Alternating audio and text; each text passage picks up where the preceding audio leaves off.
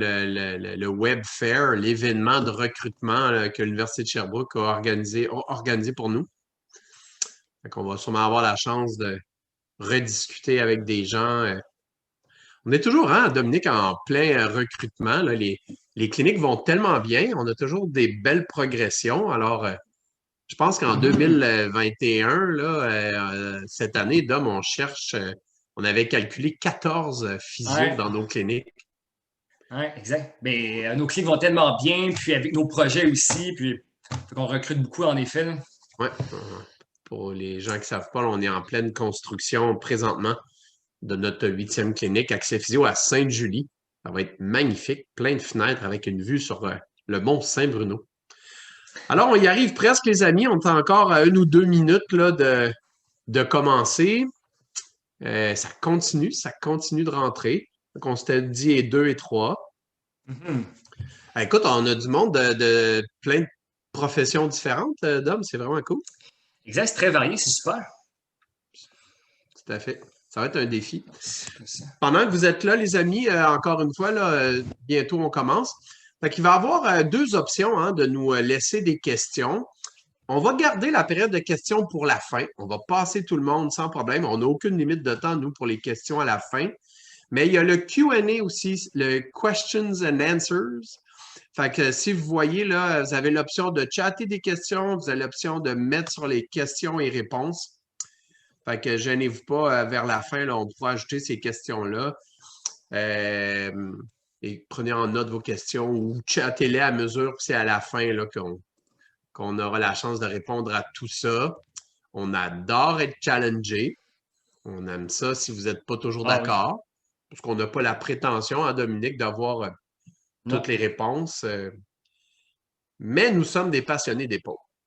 Exact. Alors, ça y est, il est 19h03. On va commencer tranquillement, les amis. Ça, si vous me permettez un partage d'écran, je vais me diriger vers le super PowerPoint. Voilà. Attendez. Alors, ce soir, bienvenue à tout le monde et ceux qui continuent à se joindre à nous encore une fois. Bienvenue à notre 3e webinaire Accès Physio sur l'épaule en physiothérapie cette fois-ci. Et on pense qu'on a essayé de vous simplifier ça et vous démystifier ça autant que possible.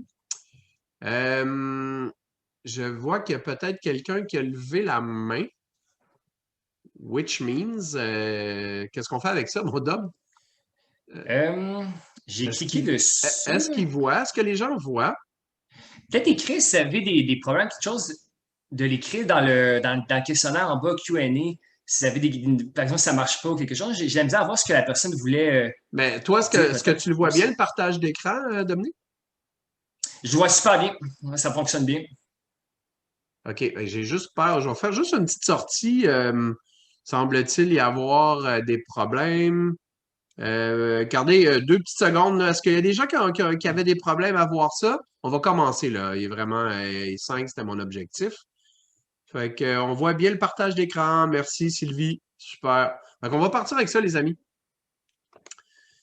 Ça y est, ça y est, et ça y est. Alors, on se présente. Vas-y, mon beau Dominique, présente-toi, mon cher. Oui, bonjour, bonjour, Dominique Labèche, physiothérapeute chez Accès Physio depuis déjà 2013, depuis quelques années déjà. Puis, je suis un passionné de la physiothérapie aussi, j'adore ça. J'adore traiter mes patients et je fais beaucoup de sportifs aussi, beaucoup d'implications sportives. On fait plein d'événements chez Accès Physio. Ben, cette année, évidemment, on en a pas fait, mais sinon, je suis très impliqué dans tout ce qui est CrossFit, Ironman, Spartan Race, beaucoup de sport aussi, le hockey par exemple. On me connaît beaucoup avec. Je suis très présent sur les réseaux sociaux, par exemple. J'aime ça m'impliquer beaucoup. Je fais beaucoup de capsules sur la physio, les exercices. Je fais de la radio aussi avec mon équipe. Chaque section, on fait de la radio au 91.9 Sport. Fait que c'est une radio de sport à Montréal. Donc, je suis très, très impliqué. J'aime ça partager mes connaissances. Puis voilà. Fait que merci d'être là, tout le monde. À ton tour, Steph. Merci, pétillant, Dominique. Alors, mon nom est donc Stéphane Fournier, physiothérapeute, fondateur de la bannière Accès Physio. On est dans notre 24e année déjà. Et moi aussi, j'ai pas perdu la passion de la physiothérapie. Je traite encore des patients.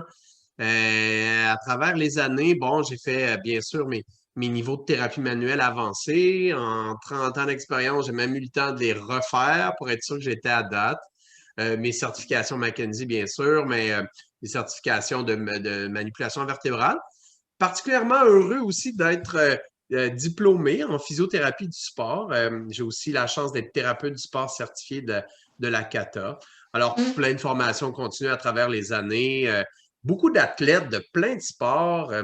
Beaucoup d'épaules. J'ai vu énormément d'haltérophiles olympiques, le World Tour de beach volleyball où je les ai suivis pendant environ 50 événements partout dans le monde. Énormément de cas d'épaule chez nos joueurs de hockey, de football avec les contacts et tout.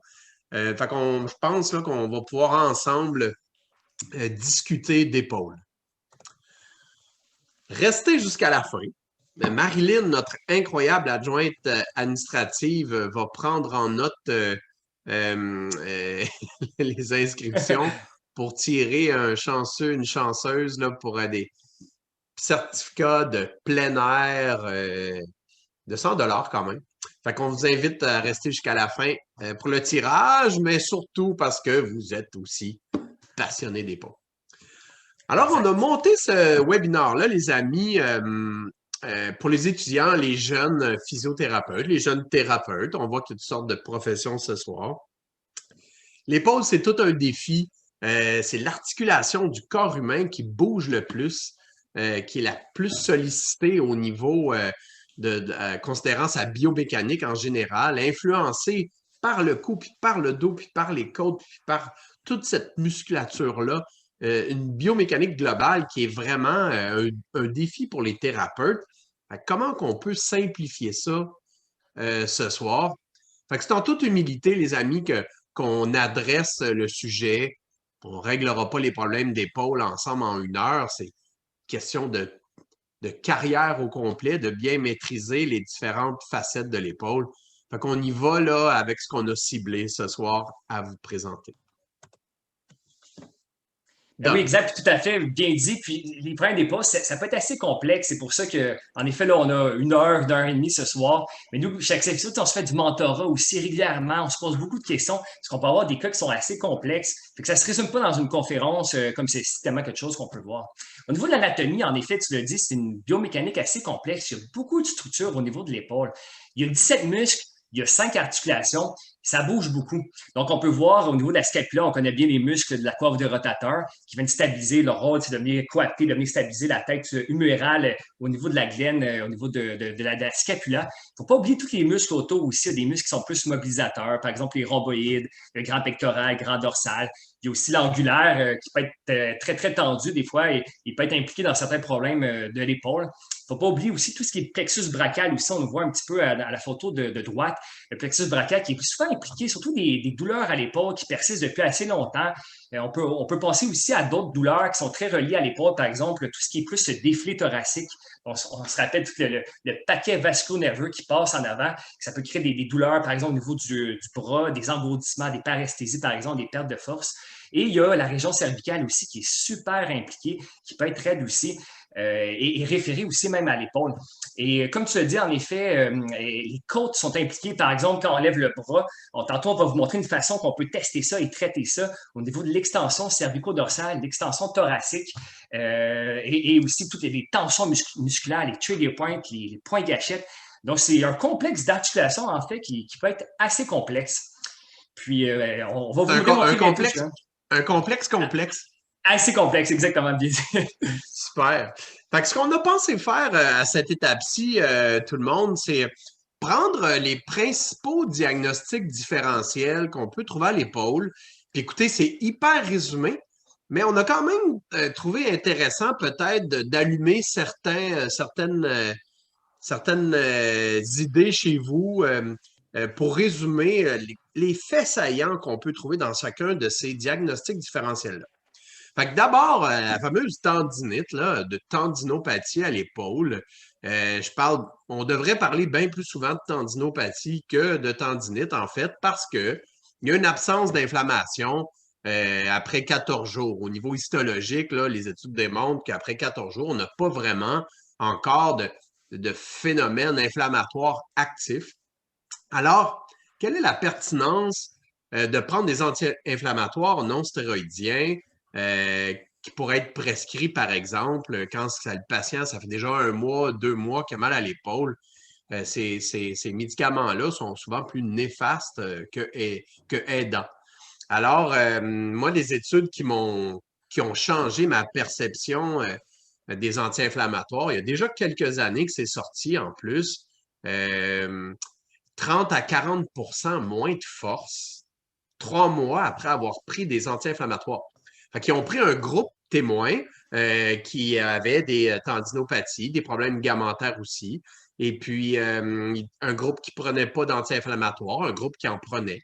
Les gens qui prenaient des anti-inflammatoires, dans les 3 premières semaines, allaient mieux. Mais 3 mois plus tard, avaient des pertes de force significatives par rapport au groupe qui n'en avait pas pris. Quand on suit une clientèle sportive, athlète de haut niveau, 30 à 40 moins de force à cause de l'influence chimique de l'anti-inflammatoire sur le cycle des prostaglandines, à réfléchir avant de prescrire des anti-inflammatoires aux patients là, ou de demander aux médecins d'en prescrire, par exemple. De plus en plus, les médecins sont à l'affût de ce fait-là.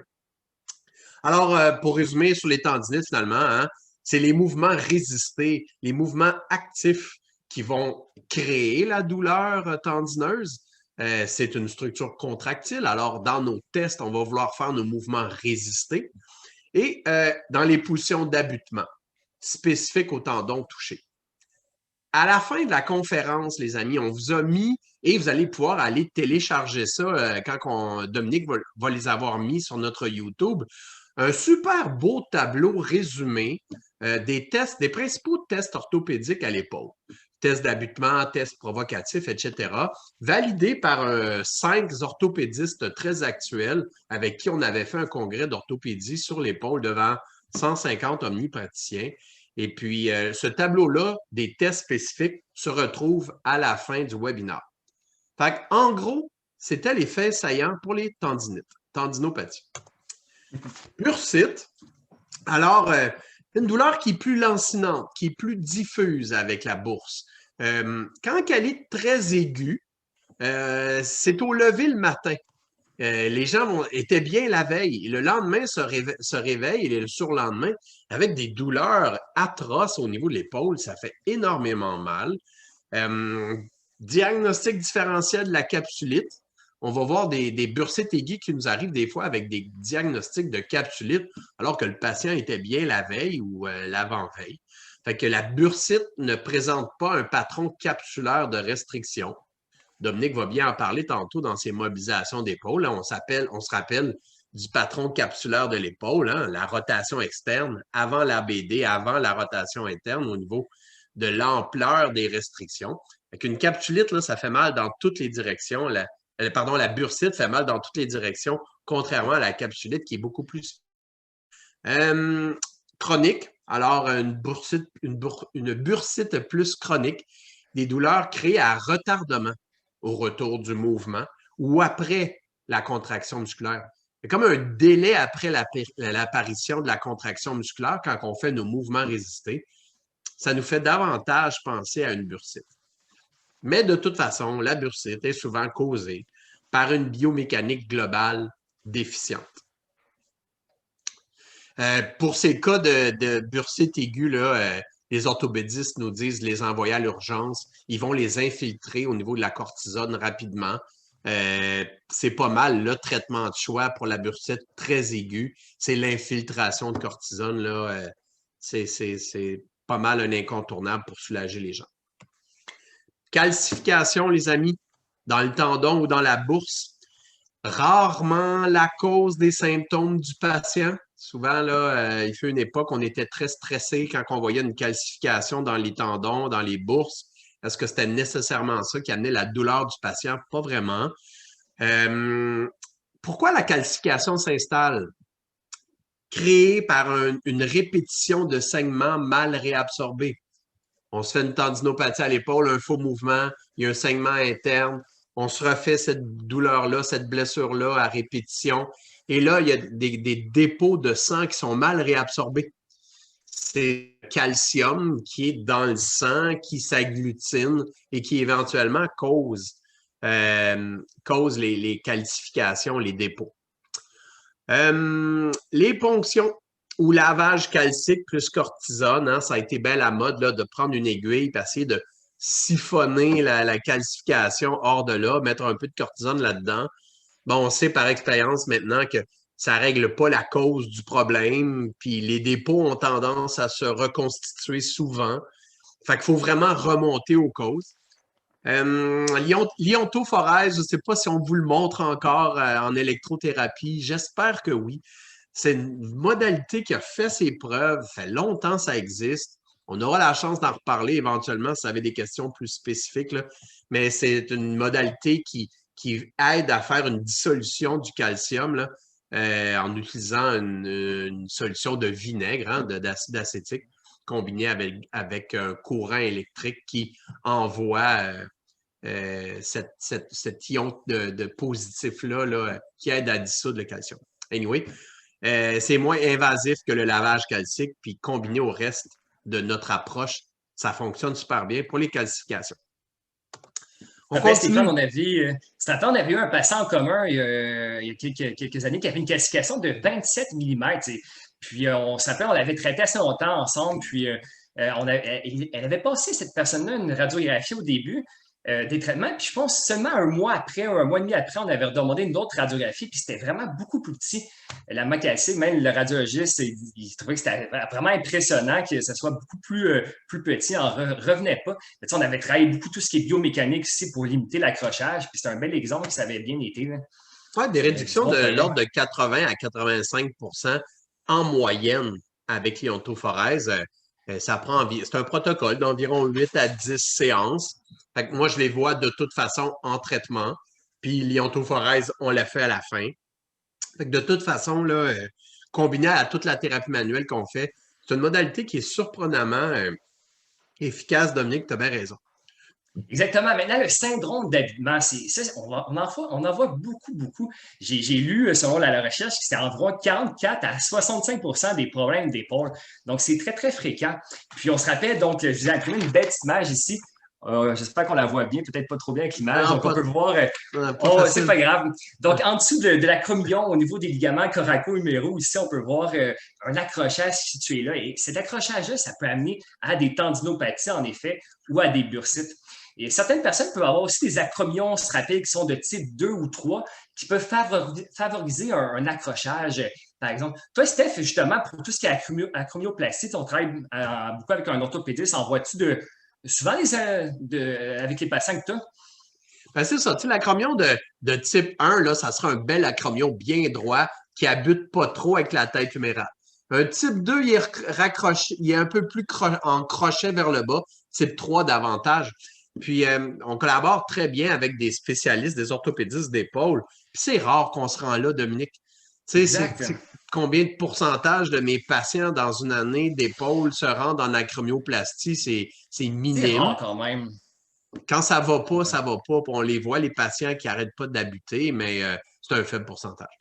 Exactement. Justement, j'ai sorti une étude qui est assez récente. On avait, dans cette étude-là, 102 patients qui étaient en attente pour une acromioplastie. C'était des douleurs chroniques depuis longtemps, depuis plus que 6 mois au moins tout le monde. Il y a des gens, c'était beaucoup plus long. Puis on fait beaucoup de renforcement excentrique du tendon, du sous-épineux, beaucoup de contrôle scapulaire. Puis la plupart n'ont pas eu besoin d'opération finalement. Puis tantôt, on va vous en parler dans le traitement. Puis on fait ces traitements-là pendant 12 semaines, pendant 3 mois. Puis finalement, la douleur et tout s'est fortement amélioré, diminué, la fonction aussi. Donc, souvent, ça peut être évité, par exemple, sur ce genre d'opération-là. Il y a beaucoup de choses qu'on peut faire en physiothérapie pour ça. Pardon, une erreur, tantôt, j'ai dit le ligament coraco-acromial que ça peut accrocher. Sinon, tout ce qui est accrochage, abitement, on voit beaucoup une dysfonction aussi au niveau de la biomécanique, des raideurs, par exemple, thoraciques qui favorisent l'accrochage, une altération au niveau du contrôle de la scapula qui favorise un accrochage au niveau de l'omoplate. Il faut travailler ça puis se donner du temps. Très souvent, par exemple, on se rappelle quand on lève le bras, pour avoir notre 170, 180 degrés d'élévation. Il y a à peu près une soixantaine de degrés que c'est la scapula qui fait une rotation supérieure.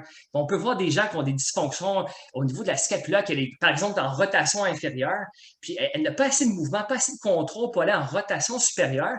C'est comme si la scapula est dans une mauvaise position de départ avant de forcer. Comme si on allait faire un sprint de 100 mètres contre d'autres personnes, puis on est 10 mètres devant, derrière les gens. On est comme dans une position désavantageuse. Il faut travailler ça. Puis on se rappelle souvent, ça peut être le sous-épineux qui accroche. Si la scapula est en rotation inférieure déjà, les sous-épineux forcent tout le temps parce qu'on a besoin que la glaine soit un petit peu en élévation pour qu'il y ait un appui. Fait que s'il est en rotation inférieure, il y a moins de stabilité et ce tendon-là force beaucoup plus et ça favorise l'accrochage. Donc en physiothérapie, on peut avoir d'excellents résultats pour le syndrome d'alignement. Tout à fait. Déchirure tendineuse et traumatique, pour continuer, les amis, qu'elle soit, comme je dirais, déchirure tendineuse, qu'elle soit traumatique ou dégénérative. Une stat qui m'a impressionné quand j'ai vu cette étude-là, 50% des 45 ans et plus, un méchant paquet de nos patients là, hein, qui sont actifs, ont des déchirures plus ou moins importantes de la coiffe des rotateurs à l'IRM. Tu sais, que ça soit symptomatique ou pas. Fait que ce tissu de collagène-là a tendance hein, à micro-déchirer plus ou moins important dès l'âge de 40-45 ans. Fait que toujours tenter quelques semaines de physiothérapie, à moins d'avis contraire l'orthopédiste ou qu'il y aurait une déchirure majeure qui doit être opérée rapidement. Mais de façon générale, c'est patience pour les traitements. Ça peut prendre quelques semaines, quelques mois. Et c'est là que tu as besoin de la collaboration de tes patients, d'avoir gagné leur confiance pour être sûr d'avoir le temps de pouvoir les aider. Ça, c'est un gros défi que les jeunes thérapeutes, les jeunes physios, les stagiaires ont, peut-être par manque d'expérience, peut-être par manque de confiance en eux. De bien expliquer aux patients le plan. Hey, regarde, voici ce que j'ai trouvé dans ma liste de problèmes. Là, Dominique va en parler dans un instant. Puis, regarde, voici ce qu'on a à travailler ensemble. Et on va avoir besoin de temps pour changer ça, pour modifier les différents problèmes qu'on a trouvés. Fait que ma question est là où avez-vous vendu la pertinence de votre plan au patient? Avez-vous gagné sa confiance en lui expliquant bien où on s'en allait, en prévoyant des rendez-vous d'avance, en les aidant à s'organiser dans les horaires? Fait que tous des trucs qu'on donne à nos jeunes thérapeutes, à nos jeunes physios dans notre mentorat pour les aider à avoir le temps d'aider les gens. Donc, patience dans le traitement de ces déchirures tendineuses-là. Un point bien important, les amis, le test diagnostique par excellence, c'est vraiment l'arthro-IRM. L'IRM et l'échographie sont parfois un peu plus accessibles, mais sont vraiment, vraiment moins fiables. Ça ne vient pas de moi, ça vient vraiment d'orthopédistes spécialisés dans les chirurgies d'épaule qui nous disent que ça prend l'injection du liquide de contraste pour bien s'invaginer à travers les déchirures et bien visualiser avec l'IRM quand il y a une déchirure de coiffe, par exemple, ou une déchirure de labrum, par exemple. Alors, l'arthro-IRM, bien important. Moi, j'ai vu bien des patients pas contents parce qu'ils avaient passé une IRM qui ne voyait pas très bien et que là, ils ont été obligés de repayer au privé, par exemple, ou de réattendre au public pour repasser une arthro-IRM. Fait que quand vous avez la chance d'en discuter avec les médecins, de bien insister sur la pertinence de l'arthro-IRM. Puis on le dit aux médecins, écoutez, c'est tel que prescrit par les orthopédistes. Finalement, dans le doute d'une déchirure versus une tendinopathie, il faut se donner un 6 à 8 traitements de plateau où tu as tout essayé, thérapie manuelle, tu as travaillé le cou, le dos, les côtes, l'épaule, le contrôle moteur scapulaire, etc., avant de demander l'aide du médecin pour une prescription d'arthro-IRM, par exemple. Souvent, les jeunes thérapeutes ont la demande de tests un peu rapides.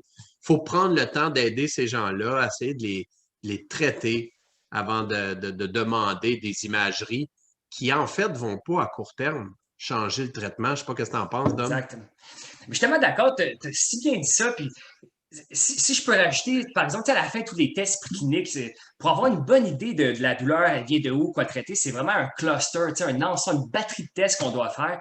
Puis, il ne faut pas se fier juste les imageries, ça peut être super important. Puis, on peut s'y fier en effet, mais de ne pas juste se fier aux imageries, mais vraiment au niveau clinique. Puis des fois, ce qui arrive, c'est qu'il peut y avoir, tu sais, là, on vous présente différents diagnostics, on va parler de la capsulite, par exemple, mais des fois, il peut y avoir aussi plein de choses en même temps. Par exemple, j'ai sorti d'autres études justement qui montrent, par exemple, chez les lanceurs de baseball, il y a une étude qui a démontré que ceux qui ont une douleur à l'épaule droite et lanceurs à la droite, qui ont fait l'IRM de l'autre bord, puis ont trouvé pas mal la même chose, des lésions très semblables du côté que ça faisait mal. Puis, une autre étude avec 123 personnes avec une douleur unilatérale, ils ont fait une IRM de l'autre côté, l'autre épaule qui faisait pas mal du tout, puis ont aussi trouvé des lésions aussi. Et comme tu disais, en effet, après 40-45 ans, on trouve une dégénérescence comme ça. Fait qu'on ne traite pas juste la dégénérescence. Par exemple, il y a des gens qui vont dire hey, j'ai une déchirure, je suis venu pour une déchirure. Ils ont passé des résonances magnétiques ou ils viennent pour une calcification. Mais on se rend compte, par exemple, que c'est une capsulite. Oui, il peut y avoir une calcification qui est là peut-être depuis des années. L'autre côté est peut-être une. Fait que traitons le plus important, par exemple. Oh, parfait, il y a sûrement une petite déchirure, une petite calcification aussi, mais si la capsulite, c'est le principal, traitons cela. En effet, il peut y avoir plusieurs choses ensemble. Tout à fait. Parle-nous-en donc de la capsulite, Dom. Justement, la capsulite, l'épaule gelée, on en voit beaucoup, beaucoup ces temps-ci en clinique, dans chacune de nos cliniques. C'est une pathologie très, très fréquente, surtout avec la pandémie, parce que justement, on peut voir qu'il y a une composante très sympathique, le système nerveux sympathique, donc tout ce qui est l'anxiété, le stress, par exemple. Puis c'est une origine idiopathique, c'est-à-dire qu'il n'y a pas de cause connue. Par contre, on sait qu'il y a des facteurs qui peuvent favoriser l'apparition de capsulites. On sait que les femmes ont beaucoup plus de capsulites que les hommes. Aussi, après 40 ans, les capsulites, c'est beaucoup plus fréquent. Tout ce qui est aussi métabolique, par exemple, des problèmes au niveau diabétique. Les diabètes ont beaucoup plus de chances d'avoir, je pense que c'est 7 fois plus de chances d'avoir du diabète capsule, donc c'est énorme. Les conditions post-opératoires, par exemple, des gens, par exemple, qui ont une opération, même ça peut être une opération pour, pas nécessairement au niveau du membre supérieur, une opération en général qui se peut amener plus tard à cause qu'on bouge moins, par exemple, le déconditionnement, pouf, l'épaule devient très, très raide. Tout ce qui est aussi des tendinopathies chroniques, un accrochage chronique, ça peut prédisposer à avoir une capsulite. Puis justement, comme tu l'as dit, l'histoire est différente par rapport à une bursite, que c'est plus soudain, par exemple, quelqu'un qui se lève un matin, par exemple, quelqu'un qui a peinturé beaucoup la veille, pouf, il se réveille une grosse douleur, alors que la capsulite arrive plus graduellement, des raideurs qui s'installent. Moi, par exemple, j'en vois beaucoup des patients depuis mars, depuis le début de la pandémie, des douleurs qui s'installent, et puis, en effet, ça devient très raide, et ça devient justement un patron capsulaire, comme tu l'as dit tantôt. Donc, le patron capsulaire, c'est au niveau de la restriction, au niveau de la capsule. Donc, le mouvement le plus limité, c'est la rotation externe, la rotation latérale. Donc, de venir vers l'extérieur comme ça. Très, très, très limité. Souvent, il y a quelques degrés seulement. C'est très douloureux aussi. Ensuite, l'abduction qui est très, très raide. Souvent, les gens ont peu de mouvement. Ils viennent incliner le tronc. Ils viennent d'élever beaucoup la scapula pour compenser. Très, très raide. La rotation interne. Les gens, souvent, ont beaucoup de misère à mettre la main dans le bas du dos. Beaucoup de difficultés. Et puis, tous ces mouvements sont raides, autant en actif qu'en passif. Justement, quand on va montrer tantôt les mouvements, les glissements, tout ça, quand c'est plus une tendinite ou une tendinopathie, c'est souvent quand on vient faire une contraction du tendon, du muscle, ça va créer une douleur. Mais dans les mouvements passifs, là, dans la capsulite, c'est très, très raide quand la personne relâche complètement. Nous, ce qu'on recommande, on a le protocole Université de Montréal ici. C'est très controversé, la capsulite, au niveau des traitements. Il y a plusieurs. J'avais un débat sur mon Facebook dernièrement, puis je voyais, puis justement, on est très, très ouvert au débat, on est très humble, on est très ouvert à toutes les suggestions. Nous, on utilise le protocole de l'Université de Montréal qui était fait en 2016. Puis, avec les fameuses arthrographies distensives. Donc, il y a par exemple les injections de cortisone que tu as parlé pour bursite, par exemple. Une arthrographie distensive, c'est vraiment plus, un petit peu de cortisone, mais c'est vraiment plus avec de l'eau saline pour venir distendre l'articulation, injecter dans la capsule pour venir l'étirer. Et nous, ce qu'on fait avec ce protocole-là, c'est que justement, on propose aux médecins d'en prescrire 3. Puis souvent, on a besoin d'au moins 2 ou 3. Donc, de ne pas attendre une arthrographie distensive, mais tout de suite, on en prescrit 3. Si vous n'en avez pas besoin, monsieur, madame, mais On les aura au cas, mais au lieu d'attendre, parce qu'on voit des gens, par exemple, qui en font une, ça fait vraiment du bien. Puis là, par exemple, s'il faut recontacter le médecin à chaque fois, ça peut être long. Donc, tout de suite, nous, ce qu'on fait, c'est être dans nos lettres quand on appelle le médecin. Monsieur le docteur, pouvez-vous en prescrire 3? Et tout de suite, on est super efficace et on fait notre plan comme ça. Et puis, justement, en effet, on voit nos patients assez rapidement. Quand ils ont une injection, dans les 3-4 heures, c'est là qu'on est plus efficace. Ils viennent nous voir en clinique pour venir mobiliser la capsule articulaire. Puis, on recommande beaucoup les exercices de mobilisation. Les patients doivent le faire 2 ou 3 fois par jour facilement.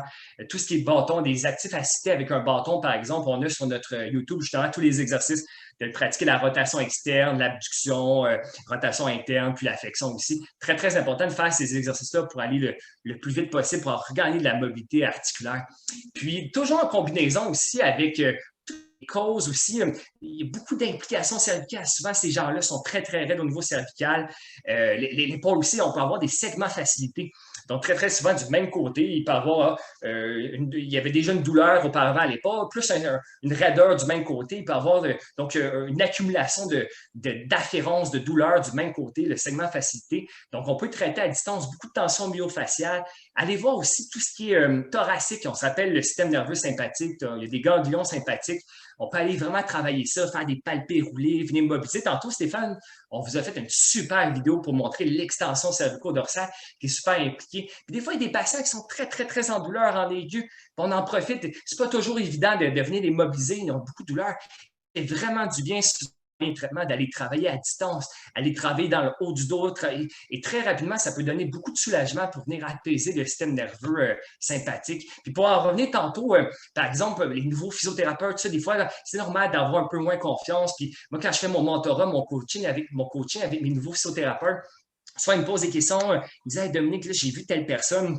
Est-ce que c'est la bonne chose à faire? J'ai un coup de capsule, puis je regarde le plan de traitement, puis c'est super bon ce qu'on préparait. Mais il faut se donner du temps. Puis ces problèmes-là, c'est important comme tu l'as dit, Steph, de dire aux patients que ça peut prendre du temps.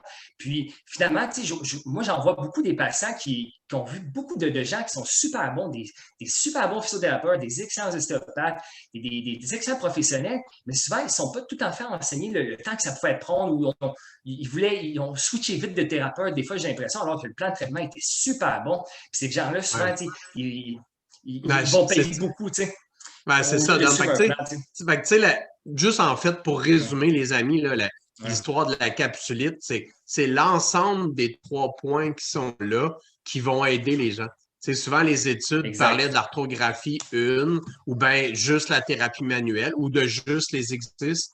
Finalement, c'est vraiment le combo de ces 3 items-là qui font que les patients vont s'améliorer. Moi, ça fait 30 ans que je pratique, puis au début des années 90, ben, ça pouvait prendre 6 mois, 1 an avant de régler une capsulite. Oui, il y a des études qui semblent dire qu'après 1 an et demi, ça s'en va tout seul. Un peu de misère avec ça. Moi, je pense vraiment qu'il faut mettre la main à la pâte. Mais si on regarde un peu le protocole qui est là, une série d'en moyenne, 2 à 3 arthrodistensives, c'est ça que ça prend en moyenne. Ben, on peut comprendre que s'ils sont aux 4 semaines, ouais, ça peut prendre jusqu'à 2-3 mois aider quelqu'un à faire son protocole. Fait que capsulite, ça a été une grosse parenthèse, mais on en voit énormément. Beaucoup, beaucoup, en effet. Puis, tu sais, la fameuse composante sympathique, qui serait impliquée dans les causes idiopathiques. Pourquoi une capsulite s'installe? Ce qu'on a mis à côté, le SRDC, s'il y en a qui se demandent c'est quoi, là, c'est le syndrome régional douloureux complexe, le SRDC, qui est une nouvelle appellation pour ce qui était anciennement une dystrophie sympathique réflexe. Fait que ça parle vraiment de l'implication du sympathique. Je suis en train de m'étouffer, Dom. Continue avec tes conditions rapidement, donc tout ce qui est conditions post-opératoires, des patients qui ont été opérés par un chirurgien orthopédiste. Souvent, c'est super important de suivre le protocole post-op. Souvent, nous dit les orthopédistes, justement, ils ont opéré, puis s'il y a certaines choses qu'on fait, qu'on dit, ils nous écrivent clairement les contre-indications et tout. Il existe aussi des super protocoles qu'on peut retrouver. Donc, c'est très, très important de suivre ça. Si vous avez des questions, vous pouvez contacter l'orthopédiste aussi. On fait beaucoup de thérapie manuelle aussi pour tout ce qui est gain de mobilité articulaire. Pas juste les exercices, comme tu dis, en effet, pour avoir des bons résultats dans notre plan de traitement, une panoplie de choses qu'on peut utiliser. Puis pas oublier aussi l'importance du contrôle moteur au niveau de la scapula, comme on dit, tout ce qui est trapèze supérieur, inférieur, qui vient de stabiliser la scapula. Très, très pertinent à pratiquer, à travailler. Le sous-scapulaire aussi, qui peut faire, par exemple, un glissement postérieur de la tête humérale pour stabiliser. Et relâcher certaines musculatures aussi, tout ce qui est, par exemple, l'angulaire, ou les rhomboïdes, qui peut favoriser une rotation inférieure de la scapula, on peut y relâcher aussi. Sport de contact, exact, comme toutes sortes d'opérations, ça peut être long. Certains patients, des fois, ça peut être à quel point on parle, par exemple, le ligament croisé antérieur, pour retourner au sport, ça peut prendre plusieurs mois, 6 à 9 mois, tout comme l'épaule, pour vraiment avoir une bonne force, une bonne stabilité, beaucoup de proprioception. Ça prend du temps, puis il faut prendre le temps de bien préparer les patients pour le retour au sport. Ouais, ceux qui travaillent avec des joueurs de hockey, des joueurs de football qui ont eu des réparations d'instabilité gléno-humérale, là, c'est 9 mois. Là. Moi, je vois des athlètes de très haut niveau. Les derniers protocoles les plus récents sur soit les latargets, là, les chirurgies ouvertes ou par arthroscopie d'instabilité antérieure de l'épaule au niveau de la capsule du labrum, ben, c'est 9 mois. Puis, si on essaie d'aller trop vite, les risques de récidive sont énormes. Fait que le 9 mois à retenir, tout à fait. Fait que finalement, pour conclure, il me semble de mémoire, là, c'est notre dernière étape de diagnostic différentiel. Autre. Fait que toujours avoir en tête les douleurs référées. Qui seraient viscérales, le poumon qui réfère, le sein qui réfère, le diaphragme qui réfère, fait que les douleurs qui sont davantage référées, qui viennent d'ailleurs et se projettent dans l'épaule. Fait que toujours important dans votre historique, votre anamnèse, de faire le tour de la santé en général des 5 systèmes des patients. Et puis, les fameuses douleurs plus irradiées, qui, elles, viennent d'une racine, hein, d'un territoire radiculaire. C'est 3, 4, 5 à la limite, là, davantage vers l'épaule. Fait que quelque chose qui serait discal, une sténose au niveau cervical, une implication neurale, durmérienne, etc., qui irait irradier vers l'épaule. Fait que référer une structure qui envoie une douleur, irradier quelque chose qui est plus une composante neurale radiculaire qui vient irradier dans l'épaule. Et là, le etc. veut vraiment dire etc. On n'a pas tout couvert. Il y a plein de trucs à considérer, plein de diagnostics qu'on n'a pas mis là. Mais pour les jeunes qui commencent, on a mis les principaux. Gardez en tête qu'on est conscient qu'il y a bien d'autres choses. Bien dit. Alors là, mon cher Dominique, les gens vont faire leur évaluation, vont faire leur test clinique, puis vont faire toute leur belle évaluation en physiothérapie et le plus important, la liste de problèmes. Absolument. Juste vite, vite, je vous avais des super bonnes questions. Je les ai lues tantôt sur les capsules. On vous répond tantôt un peu plus tard. Peut-être que vous allez voir dans nos vidéos, ça devrait répondre. Puis en effet, après l'évaluation, on évalue une liste de problèmes. Donc, tout d'abord, en effet, tout ce qui est épaule, il y a beaucoup de douleurs. Elle peut être plus précise ou plus diffuse. On peut noter une diminution de la mobilité physiologique, accessoire, tout les glissements. Ça peut être au niveau plus vertébral ou plus au niveau périphérique, au niveau de la tête humérale, par exemple. Des faiblesses musculaires, ça peut arriver surtout quand les douleurs sont persistantes, chroniques depuis longtemps. Des pertes de contrôle moteur, on en a parlé, au niveau de la proprioception, contrôle moteur et tout ça. Des pertes de fonction très, très fréquemment au niveau des AVQ, AVD, des difficultés, par exemple, à aller chercher une ceinture de sécurité, à aller chercher quelque chose dans un armoire, par exemple, à lever le bras. Tout ce qui est perte de fonction aussi au niveau du sport. Les gens, par exemple, quand ils jouent au hockey, quand ils lèvent le bras, par exemple, une douleur à l'épaule, tout ce qui est tennis, les sports de raquettes. Si tu me permets, si tu me permets, est-ce que je t'interromps, là? AVQ, AVD, c'est un gros langage de physio-ergo, là, parce qu'on a d'autres professionnels qui sont là. AVQ, c'est activité de la vie quotidienne. AVD, activité de la vie domestique. Faire le ménage, etc. Parce que, désolé pour la parenthèse, des fois, c'est un gros jargon de physio, là. Exactement, pardon, je vais assez vite parce qu'on a tellement de choses à couvrir, mais tout à fait, s'il y a des choses que vous ne comprenez pas ou qu'on va vite, n'hésitez pas. Là. Bon point. Ça, c'est les considérations posturales. On peut voir, par exemple, une bascule antérieure de la scapula, des basticules, des dépressions au niveau de la scapula, des têtes antérieures. Ça peut jouer beaucoup aussi au niveau de l'épaule. Tout ce qui est les références aussi qu'on a parlé, tout ce qui est cervico-dorsal, par exemple, le cou ici. Tout ce qui est viscéral, tu l'as dit, de tenir ça en compte, de tout le temps garder ça en tête, surtout tout ce qui est cancer du poumon, du sein, par exemple. Il faut quand c'est des douleurs qui ne sont pas tout le temps biomécaniques, de vérifier avec le médecin, par exemple, si c'est nécessaire, de demander une investigation, par exemple. Tout ce qui est plus neural aussi, tout ce qui est, par exemple, on peut aller voir les slumps aussi, voir tout ce qui est des mises en tension neurale, les ULNT.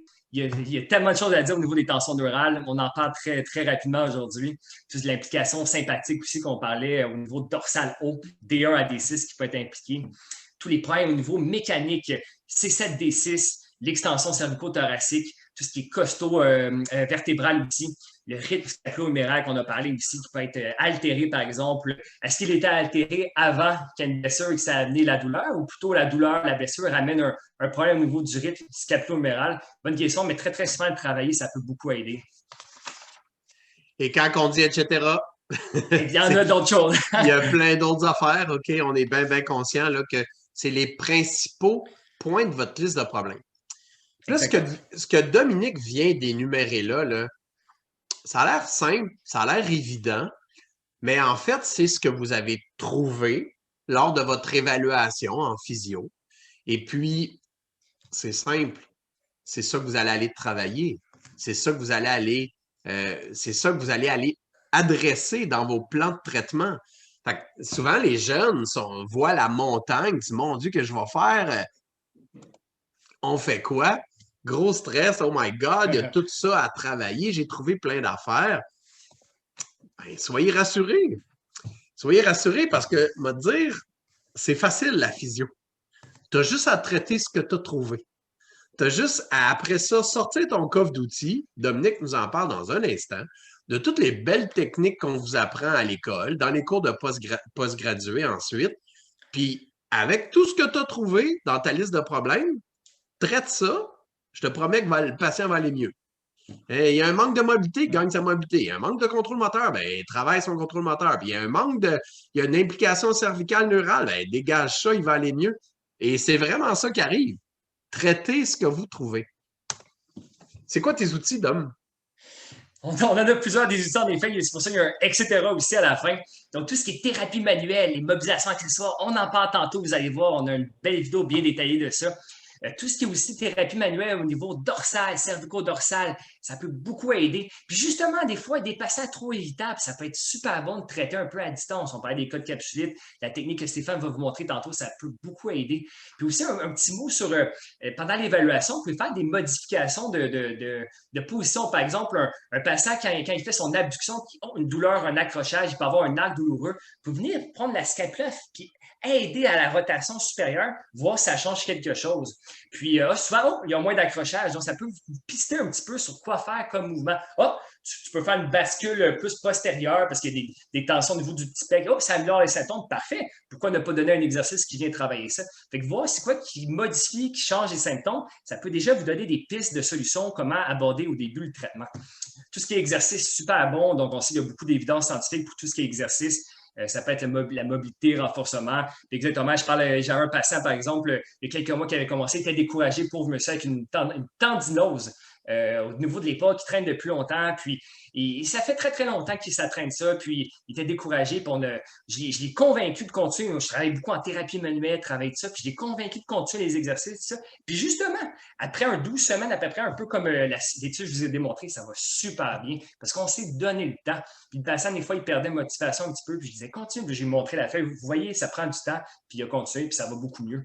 Il faut leur vendre l'idée, Dominique. Ouais. Tu sais, souvent, les jeunes physios se découragent après 3-4 visites. Ben oui. Non, tu n'auras pas de remodelage articulaire, tu n'auras pas de renforcement, tu n'auras pas de gain de mobilité. Tu ne réactiveras pas ton contrôle moteur en 2 semaines. C'est impossible. Exactement. Ça n'arrive pas. Ça arrive des fois, là, on est bien content quand on fait des petits miracles. Mais c'est de mettre la main à la pâte et d'encourager ton patient à ne pas se décourager qui va faire que tu as des résultats. Exactement, bien dit. J'ai juste un petit rappel tantôt quand je disais que je voyais certains patients, par exemple, ou des collègues, je n'ai pas du tout la prétention de d'avoir de la solution pour tout. Je vais juste dire que exact, de vendre le plan de traitement, c'est super important. Puis exact, comme tu l'as si bien dit. En tout cas, tout ce qui est en plus, tout ce qui est plus les techniques musculaires, tout ce qui est myofacial, l'active release therapy, par exemple, le ART, l'angulaire, l'élévateur de la scapula, c'est un muscle qui répond beaucoup à ça. Puis le relâcher, ça peut faire beaucoup de bien. Les mises en tension neurale aussi, selon, comme tu l'as dit tantôt, ça dépend de l'irritabilité du patient. Qu'est-ce qui cause la douleur? Qu'est-ce qui diminue la douleur? La douleur, elle reste combien de temps? Est-ce qu'elle reste longtemps, par exemple? Quelqu'un qu'on peut faire un mouvement, puis ça va bien, et il est peu irritable, on peut se permettre, par exemple, de mettre des mises en tension neurale. Un patient plus irritable, gardons-le dans notre coffre à outils pour plus tard en fin de traitement. Une capsulette, par exemple, qui est très raide au niveau capsulaire, on ne peut pas vraiment travailler les mises en tension neurale dès le début, mais en fin de traitement, quand la mobilité articulaire est beaucoup plus gagnée, c'est beaucoup plus facile de faire nos mises en tension. Ça peut être une idée d'attendre puis de faire un peu plus tard. Le taping neuroproprioceptif, c'est un outil qu'on utilise souvent, Stéphane, dans nos cliniques. Très, très utile. Puis, moi, je l'adore. Ça peut être, par exemple, au niveau de la coiffe des rotateurs, pour stabiliser, pour que le cerveau comprenne quel muscle utiliser. Il y a plein de façons de le faire. Souvent, il faut être créatif. Quand je disais tantôt, par exemple, voir qu'est-ce qui modifie les symptômes, on peut faire des tests. Oh, si on fait un petit glissement postérieur de la tête humérale, puis on voit que ça aide, pourquoi ne pas faire un taping qui fait justement un glissement postérieure pardon, de la tête humérale. Oh, vous avez un patient qui est beaucoup en rotation inférieure de la scapula. Pourquoi ne pas faire un taping qui favorise la rotation supérieure? C'est facile de dire au patient, n'oublie pas de faire une petite rotation supérieure, mais on oublie dans le feu de l'action, on travaille et tout, d'avoir un taping qui supporte, qui vient guider le patient. Très bonne idée. J'utilise beaucoup ça. Toi, je sais que Stéphane aussi, tu utilises beaucoup les tapes. Hein? Ben, il n'y a pas longtemps, il me semble que c'est 2020, Dominique, un gars de PCN que j'aime beaucoup, là, à Québec, ils ont fait quelque chose, un papier sur les tapings à l'épaule proprioceptifs, puis qui est arrivé à la conclusion que ça donnait rien. Ben, moi, je suis quasiment content que ça l'ait sorti, cette étude-là, parce que ça démontre que quand tu fais juste une approche, que tu essayes juste une affaire, ça donne pas grand-chose, tu sais. Puis effectivement, le taping neuroproprioceptif, c'est pas magique si c'est pas accompagné de l'ensemble du reste de votre coffre d'outils, mais combiné à ce que Dominique vient de parler, thérapie manuelle et travail myofacial et contrôle moteur et renforcement, etc., le taping est un ajout. Le taping tout seul, effectivement, ça fonctionne pas toujours. Combiné au reste, ça fait partie d'un coffre d'outils bien rempli. Bien dit. Alors, pour ce webinaire, les amis, écoutez, c'était impossible de vous démontrer tout ce qu'il y a à démontrer sur l'épaule. Donc, on vous a préparé deux super vidéos, en toute humilité, encore une fois.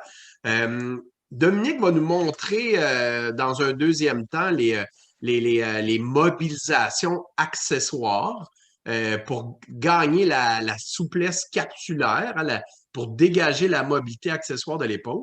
Puis moi, je vais vous parler brièvement de la région C7-D6 en thérapie manuelle simplifiée. J'en dis pas plus parce qu'on dit tout dans les vidéos. Un rappel, les amis. Ceux qui ont assisté à nos premiers webinaires sur la région lombaire et sur le sacro-iliaque vont se rappeler que nous, on est des grands amants de la secte, de toujours travailler en fin de mouvement. Travailler en position neutre, je vois encore des physios qui mobilisent les épaules, le bras à 0 degré, 10 degrés de flexion, d'abduction. Moi, je pense qu'il faut amener les gens en fin de mouvement. Même chose avec les régions lombaires. Combien on voit de physios, jeunes physios, qui font des PA sur un patient couché sur le ventre plutôt que de l'amener en fin de mouvement pour gagner cette mobilité-là. Fait que toujours travailler en fin de mouvement. Prochain point, trop important. Jamais, jamais, jamais créer plus que 2 à 3 sur 10 d'inconfort quand on mobilise une épaule. Il n'y a aucune articulation dans le corps humain qui réagit aussi fortement que l'épaule à la douleur. C'est pas pour rien qu'il y a autant de capsulites sympathiques, hein, idiopathiques au niveau de l'épaule. Cette articulation-là réagit pas bien à la douleur. Il ne faut pas le rentrer dedans. Il faut constamment, on va vous montrer dans nos vidéos. Et les répétitions, Dominique va bien en parler dans son vidéo rapidement. 3 séries de 60 à 90 oscillations. Les grades, on vous reparle de ce qu'on pense de ça. Mais bon, les grades 3 sont plus faciles que les grades 4, hein, des amplitudes un peu plus grandes que des amplitudes plus short, plus répétées pour chacun des mouvements. Alors, je lance ça, ce vidéo-là. Est-ce que j'ai... Ah, j'ai-tu appuyé sur le bon bouton? Ah, je pense que non, Marilyn, elle va me chicaner. Je vais être obligé de reculer 2 secondes, groupe, parce que je pense que j'ai oublié d'activer le vocal. Attendez-moi une petite seconde, OK? J'y retourne. Prends ton temps, j'en profite. Ah, il est pour là. répondre à... Share Computer Sound. Je l'ai, Dom. Je l'ai. Parfait. Ah ouais, bougez pas. Excusez les amis, là. C'était une petite technicalité. Ça devrait fonctionner. Dom, tu me diras si tu ne l'entends pas, fais-moi des signes, OK? Parce que j'ai fait l'erreur l'autre fois, là. Alors bonjour, mon nom est Stéphane Fournier, physiothérapeute. Dans le cadre du webinaire d'aujourd'hui où on vous parle de la biomécanique de l'épaule, on a choisi de vous parler, encore une fois, de thérapie manuelle simplifiée. Alors on a choisi de vous démontrer le test kinétique au niveau de la mobilité cervico-thoracique C7 à D6 pour ensuite l'appliquer en thérapie manuelle, simplifiée encore une fois, et retester ensuite pour voir si on a réussi à gagner ça, gagner au niveau de cette mobilité. En 30 ans d'expérience, je peux vous dire que j'ai rarement vu un problème de tendinopathie à la croix des rotateurs, de bursite, de problèmes chroniques à l'épaule où la région C7-D6 bougeait bien. Fait que par expérience, je crois qu'il faut constamment, à chaque patient, aller évaluer cette région-là pour ensuite chercher à la mobiliser. Fait que si on regarde notre région C7-D6, on voit clairement le lien biomécanique avec la région scapulaire, la région gléno-humérale.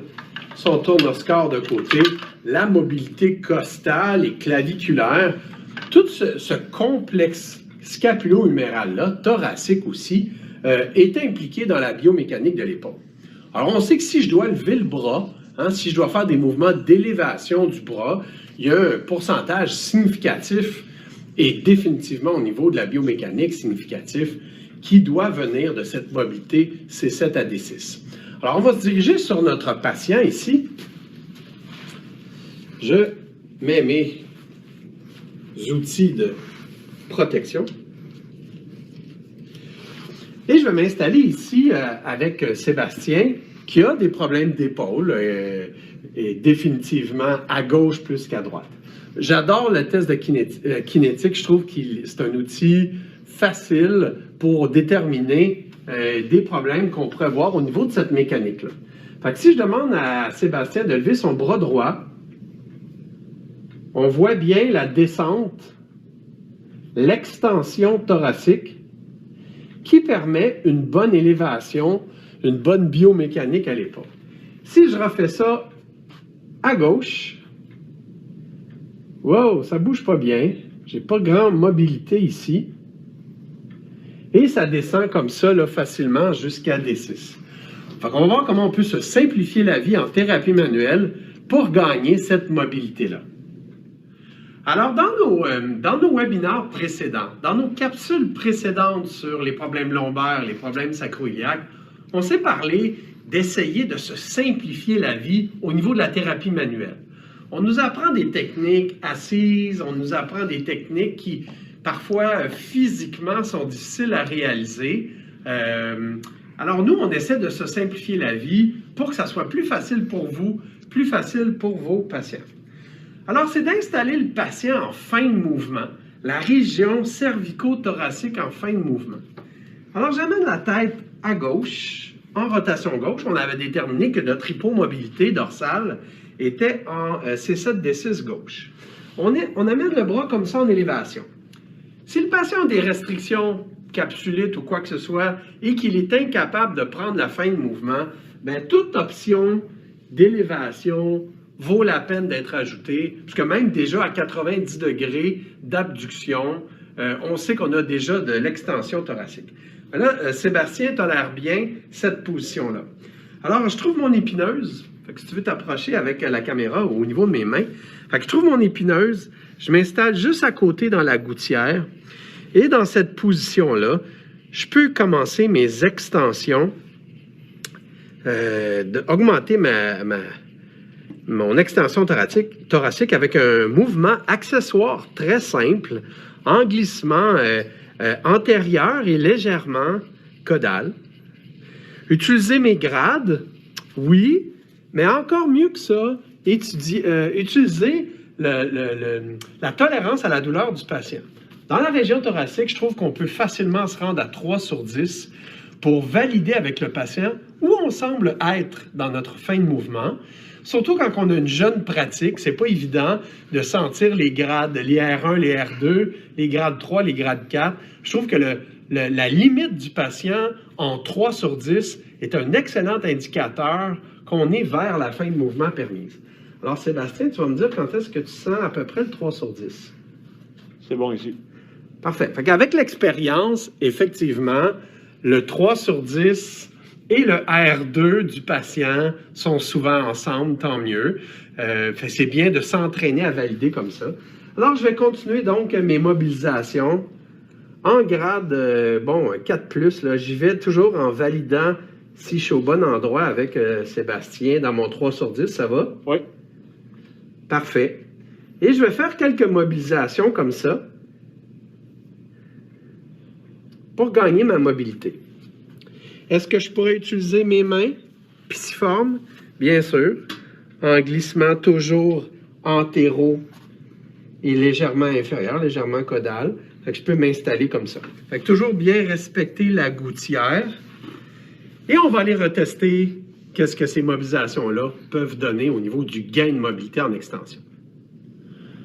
Alors, si on reteste donc notre test kinétique après nos mobilisations de fermeture, on va donc, le truc, toujours avoir les pouces dans un plan très antérieur par rapport aux mains pour être sûr de ne pas avoir les épaules qui nous touchent. Et Sébastien va faire son extension du bras gauche, sa flexion, pardon. On redescend, c'est incomparable comparativement à tout à l'heure. Hop. Excellent. On descend encore. Super. Fait que déjà, on va comprendre que si notre région cervico-thoracique participe mieux au mouvement, à la biomécanique, il va y avoir beaucoup moins d'accrochage au niveau de la coiffe, au niveau sous-acromial, au niveau de la mobilité costale, de l'accompagnement claviculaire, etc. Ce sont donc des techniques simplifiées de thérapie manuelle pour nos problèmes d'épaule. Écoutez, tout le monde, il y a des gens qui me disent que ça saute un peu le vidéo. Zoom, à cette heure-là, des fois, là, est coquin. On s'excuse, c'est hors de notre contrôle. Moi, je l'entends sur mon laptop et ça passe super bien. Fait qu'écoutez, de toute façon, Dom, qu'est-ce que tu dis? Les gens vont pouvoir les voir, ces vidéos-là. Exactement, ça va être sur YouTube, donc on s'excuse. Il y a tellement de gens en ce moment. En plus, je pense que la conférence a attiré des centaines de personnes. Donc, ça peut laguer en bon français. Ça va être sur YouTube, Accès Physio toujours. Vous allez pouvoir le voir, moins saccadé. Il y a quelques personnes qui entendent très bien, qui voient très bien. Donc, j'imagine que c'est variable. OK. Ah ben, en tout cas, merci pour les commentaires. Mais là, on arrive au... Fait que merci de votre patience. Hein? Écoutez, c'est hors de notre contrôle quand même. Et puis, mais comme Dom a dit, l'intégralité du webinaire sera postée bientôt, sera épinglée là, à YouTube. Et puis, les parties, je pense que Dom, tu mets aussi juste les vidéos en tant que telles, hein, pour pas... Exact. Oui, c'est ça, tout à fait. Il y aura les 2 vidéos ici, donc vous pouvez prendre le temps de mettre sur pause, les regarder, ils vont peut-être là. Mais parfait. Fait que là, écoute, on arrive à la partie, moi, de mes parties préférées, Dominique, c'est ta partie sur les mobilisations accessoires de l'épaule. En espérant que le lien est bon, que le contact est bon, mais écoutez, on se décourage pas parce que c'est vraiment... Dominique a vraiment bien couvert cette partie-là. On y va tout de suite. Bonjour. Ici Dominique Labelle, physiothérapeute chez Accès Physio, en compagnie de mon super associé Stéphane Fournier, physiothérapeute. Enchanté. On voulait vous démontrer dans cette capsule les glissements articulaires au niveau glénohuméral, au niveau de l'épaule. Donc, c'est au niveau de l'articulation ici, entre l'omoplate, la scapula et la tête humérale, juste ici. pour commencer, c'est bien important de se rappeler de bien respecter la douleur chez les patients. Un paramètre, un conseil qu'on donne fréquemment aux physiothérapeutes, aux nouveaux physiothérapeutes, c'est de respecter le 2-3 sur 10, de ne pas aller trop dans la douleur. Et dans un cas de capsulite, par exemple, ici, quand on va faire nos glissements articulaires, c'est de travailler en fin de mouvement. Un patient plus irritable, on comprend on peut commencer avec, en travaillant en neutre, par exemple, mais rapidement, pour avoir des gains de mobilité, c'est important de l'amener dans les fins de mouvement. Si je peux me permettre une parenthèse, Dominique, par expérience, je considérerais l'épaule, la gléno-humérale, comme l'articulation qui réagit le moins bien à la douleur. Tu sais, elle est très facilement irritable. Et quand on parle de cette notion-là de 2 sur 10, de maximum 3 sur 10, c'est important de la respecter si on ne veut pas que notre patient s'aggrave. Quand on est jeune praticien, jeune physio, c'est difficile de sentir les raideurs R1, R2, jouer dans les grades 3, jouer dans les grades 4. Alors, je trouve que de se donner un objectif de communiquer avec le patient, le respect du 2 sur 10, en fin de mouvement permise, va donner les meilleurs résultats. Bien sûr, exact. Et souvent, dans les problèmes d'épaule, on peut avoir aussi la région cervicale qui est beaucoup impliquée, la région cervico-thoracique, thoracique aussi. Les gens peuvent être irritables aussi, par exemple, beaucoup de douleurs la nuit, par exemple. Donc, c'est vraiment important d'être très à l'affût de notre patient et de lui demander toujours, je suis toujours dans le 2-3 sur 10, toujours avoir un bon contact visuel. Merci de l'ajout. Maintenant, pour les glissements articulaires, commençons avec la flexion gléno-humérale. Donc, c'est un spin. Donc, pour augmenter l'amplitude de mouvement, on peut faire une traction au niveau gléno-huméral. Donc, en effet, on pourrait commencer en position neutre pour un patient un peu plus irritable, mais très rapidement, on peut très bien l'amener en fin de mouvement, par exemple. Et là, je montre tranquillement comme ça. Comment ça va, Sébastien? Ça va. Et dans un cas de capsulite, on peut présenter une raideur, par exemple, ici. Je peux venir faire ma traction pour venir dégager, décoapter la surface articulaire. En ce moment, je fais des grades 3+, dans une 3, et je peux aller même 4 ici, des petites amplitudes dans la résistance. Ça va toujours? Ouais. Combien d'oscillations, tu dirais, Dominique? 3 séries d'une trentaine facilement, et je peux monter même 90 quand ça va très bien, dépendamment de l'irritabilité de mon patient. Puis, si tu peux me permettre, souvent, on va commencer les mouvements avec le patient. Le 2 sur 10 va bien dans le premier 10 secondes, dans les 30 premières oscillations. Puis, à mesure que tu progresses dans ton mouvement, le patient communique de l'inconfort. C'est important de revenir. Exact. Donc, tout le long de cette mobilisation-là, valider où on est avec le patient sur le 2 sur 10. Tout à fait. Maintenant, pour l'abduction. Donc, pour faire l'abduction, c'est un glissement inférieur au niveau gléno-huméral. Donc, je peux m'installer comme ceci. Il faut bien supporter le bras du patient. Des fois, quand on est trop loin, les patients ont de la misère à relâcher. D'être proche du patient, ça aide beaucoup au patient. Il se sent plus sécurisé, plus confortable. Et je peux l'amener vers mon abduction ici, comme ça. Je vais même induire une petite traction gléno-humérale. Donc, on voit Sébastien qui est assez costaud, mais je le tiens bien comme ça ici. Et je peux venir faire ma petite traction et faire mon glissement inférieur pour améliorer mon abduction ici. Et je peux faire même des petits roulements en même temps, quand ça va mieux comme ceci. Et je vais aller toujours, ça va comme ça. Ouais. Je peux redescendre. Et je suis dans cette position-là, comme ceci. Ensuite, pour ce qui est de la rotation interne. Donc, c'est un glissement postérieur pour augmenter ce mouvement-là. On peut le faire, par exemple, le long du corps comme ça, 0 degré d'abduction. Mais rapidement aussi, on peut mettre un petit peu d'abduction. Donc, comme ceci, je peux venir appuyer, plusieurs façons de le faire. Moi, j'aime bien appuyer comme ça le bras du patient et induire ma rotation interne. Je viens chercher ma tête humérale ici et faire mes glissements postérieurs dans cette position-là. Position qui est confortable aussi, Dom, c'est peut-être juste comme ça en supination. Oui, bien sûr, c'est vrai. Ouais. Très confortable. En pronation, pardon. Oui, exact. Et j'utilise mon corps pour faire mes mobilisations. Ensuite, pour l'adduction horizontale, donc c'est un mouvement qui peut être très raide ici. Donc, encore une fois, ce serait une traction un peu comme la flexion gléno-humérale. Donc, je peux amener le patient comme ceci et induire, je vais aller tranquillement, ma traction. Donc, je vais tirer vers moi ici pour venir dégager la surface articulaire. Ça va comme ça. Oui. Toujours en validant notre 2 sur 10. Un petit peu plus loin. J'ai toujours 2-3 sur 10, ça va. Passons maintenant à la rotation externe de l'épaule, la rotation latérale, et c'est le mouvement le plus limité dans le cas d'une capsulite rétractile à l'épaule. On se rappelle le patron capsulaire au niveau gléno-huméral, un manque de rotation externe, suivi par un manque d'abduction, suivi par un manque de rotation interne. Donc, je vous montre maintenant les glissements pour améliorer la rotation externe à l'épaule. Donc, je peux m'installer ici. Je viens supporter. Souvent, la rotation externe est tellement limitée, le patient ne se rend vraiment pas ici. quelques degrés de rotation externe et je peux venir stabiliser comme ceci, on reste proche du patient. Le coude du patient est appuyé sur moi comme ça, j'ai un bon contrôle et je peux venir prendre ma tête humérale ici et faire mes glissements antérieurs dans cette position-là. Ça va, Sébastien, comme ça? Oui. Et je viens osciller dans cette fin de mouvement ici. Je suis en train de faire un grade 3. Et on peut même varier aussi les angles d'abduction. On peut travailler la rotation externe un peu plus proche avec moins d'abduction et des patients qui sont capables de s'y rendre, de rajouter un petit peu plus d'abduction dans ma rotation externe. Il existe d'autres façons de le faire. Par exemple, on peut le faire aussi sur le ventre et faire nos glissements antérieurs, donc de pousser vers le sol, vers la table. Ça va toujours, Sébastien, comme ça? Oui. Est-ce que je peux me permettre un commentaire, peut-être, Dominique? Il y a eu toute une controverse dans la littérature.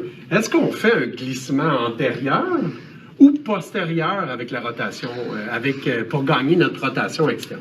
Alors, ce qu'on peut comprendre, en tout cas à travers les années, avoir vu tous ces modes-là passer, souvent, on reprochait au syndrome d'abutement gléno-huméral d'avoir une tête humérale trop antérieure, d'avoir une tête humérale qui est trop antérieure, d'où faire un glissement postérieur avec la rotation externe. Mais selon moi, dans le cas pur d'une capsulite à l'épaule, c'est vraiment la capsule antérieure qu'on veut travailler, donc un glissement antérieur pour gagner notre rotation externe. On va inviter les gens peut-être à essayer les deux, voir lequel semble gagner davantage, mais par expérience, quand c'est purement une raideur capsulaire, on veut gagner notre glissement antérieur avec la rotation externe. Exact. Puis soyons ouverts d'esprit avec les patients avec notre raisonnement clinique, par exemple, plusieurs patients qui peuvent réagir de différentes façons. Donc, c'est important d'essayer des techniques, puis de faire des tests-retests, valider nos techniques, voir si y a de l'amélioration. Si on veut travailler aussi la capsule postérieure, il existe différentes façons. On vous a montré en adduction comme ça, horizontale. On peut aussi induire, par exemple, des glissements postérieurs. Donc, c'est du cas par cas, selon l'histoire du patient, comment c'est apparu, par exemple. Il existe des patients aussi qui peuvent présenter une instabilité, avoir beaucoup de tension musculaire. Ça a l'air d'être des raideurs capsulaires, mais ça peut être, par exemple, vraiment beaucoup de tension musculaire, des spasmes, des réactions de protection. Donc, c'est d'autres traitements, par exemple, dans notre diagnostic différentiel. Donc, du cas par cas. Il te reste juste l'extension. Allons-y. Donc, l'extension, il ne faut pas l'oublier. L'extension, on se rappelle, c'est vers l'arrière comme ça. Donc, pour l'extension au niveau gléno-huméraire, c'est comme la flexion. Donc, on peut faire une traction, c'est un spin. Donc, je peux venir comme ceci. J'ai demandé à Sébastien de venir un petit peu plus vers moi en bout de table et je peux ramener le bras un petit peu en extension si ça va comme ça. Et je peux induire ma traction dans ce mouvement-là, comme ceci. Ça va? Ouais. Toujours dans le 2-3 sur 10. Toujours dans la fin de mouvement permise, dans le respect de la douleur. Exact. Ça va, Sébastien? Ouais. Voilà pour les glissements articulaires au niveau gléno-huméral. Bravo, Dominique. Bravo, Dominique. Bravo, Stéphane. Quelle équipe? Quelle équipe? Écoute, mais c'est un défi de faire des vidéos, les masques. J'étais juste en train de me dire, Dom, hey, quand il n'y aura plus de pandémie, le monde voudront écouter ces capsules-là, qu'on aura encore nos masques au visage, mais bon, on n'avait pas le choix dans le contexte de la pandémie. Exactement. Fait qu'en conclusion, les amis, encore une fois, en toute humilité, de tout ce qu'il y aurait à discuter, tout ce qu'il y aurait à parler de l'épaule, tout commence par une bonne évaluation, suivi de l'établissement de la belle liste de problèmes que Dominique a déterminé tantôt. Ça commence là. Tu veux savoir quoi traiter? Bien, il faut que tu cherches, il faut que tu trouves des choses à aller traiter. Fait que je traite ce que j'ai trouvé avec les outils que je connais et je travaille en fin de mouvement. Gestion de la douleur, Dominique? Gestion de la douleur, exactement, on le dit, de toujours être attentif, de regarder les techniques. Puis des fois, les patients, ils ne nous disent pas toujours, puis toujours de leur rappeler, de ne pas aller dans la douleur, mais de sentir qu'on travaille quand même. Certaines personnes, ont écrit, ben si mon patient a déjà un 4-5 sur 10 de douleur de base, qu'est-ce qu'on fait? Mais très souvent, en fait, de venir le travailler, des mobilisations, on peut faire des grades un peu plus bas. Par exemple, au lieu de faire un grade 4, on pourrait faire, par exemple, un grade 2. Dans peu de résistance, une grande amplitude, par exemple. On a notre effet neurophysiologique, théorie du portion, puis souvent, ça fait vraiment du bien. Et même si une douleur est très, très haute, on peut quand même y aller graduellement, mais on s'assure de ne pas augmenter leur douleur. Okay? C'est une douleur de base, on y va doucement quand même. Donc, de toujours être attentif au patient, de l'écouter, d'être très proche. Nous, on propose 2-3 sur 10. Puis pour revenir sur les gens, tu sais là, les gens qui viennent nous voir en clinique privée, ont souvent un petit peu trop attendu avant de venir nous voir. Puis c'est rare qu'ils sont en aigu à 4 sur 10 au repos, l'épaule dans le vide. T'sais? Fait que tu vas toujours trouver un angle avant que ça fasse mal, puis c'est là que tu travailles. Tu sais, une capsulite, une sévère capsulite, là, tu sais, tu vas avoir une grosse, là. Tu vois, tu vas avoir 80 degrés de flexion, 60 degrés d'ABD, mettons, 0 à 5 degrés de rotation externe, mettons, tu sais. Ben écoute, juste avant ça, ça fait pas mal. Tu sais, à 70 degrés de flexion, ça fait pas mal. À 75, ça commence le 2 sur 10, travaille là. Fait que, tu sais, il y a toujours moyen de travailler avant la douleur dans le 2-3 sur 10 d'homme. Bien dit, exact. Tu m'enlèves les mots de la bouche, j'allais te dire. Souvent, les patients. Non, mais c'est vrai, tu sais, il y avait quelqu'un qui avait écrit, par exemple, un code de capsulite. Souvent, exactement, les patients attendent depuis longtemps. Puis des fois, ça peut être beaucoup, beaucoup plus raide que c'est douloureux, par exemple, que la douleur est un peu moins pire, mais c'est très, très raide. Donc, en effet, on peut très, très bien travailler. Bien dit. Ouais. Fait que l'importance groupe de l'approche globale, on le dira jamais assez. On est bien loin de ultrasons tense chaleur, là. On sort notre coffre d'outils le plus rempli et on traite notre liste de problèmes. Fait que, comme je vous dis, moi, j'ai jamais vu de syndrome d'abutement de sous-épineux avec une belle mobilité cervico-thoracique, avec un bon contrôle scapulaire, avec une bonne mobilité costale. Il faut toujours aller dégager ces choses-là. Et toi, Dom, qui est un grand fanatique d'exercice, qu'est-ce que tu dis aux jeunes physios qui donnent 30-45 minutes d'exercice à leurs patients?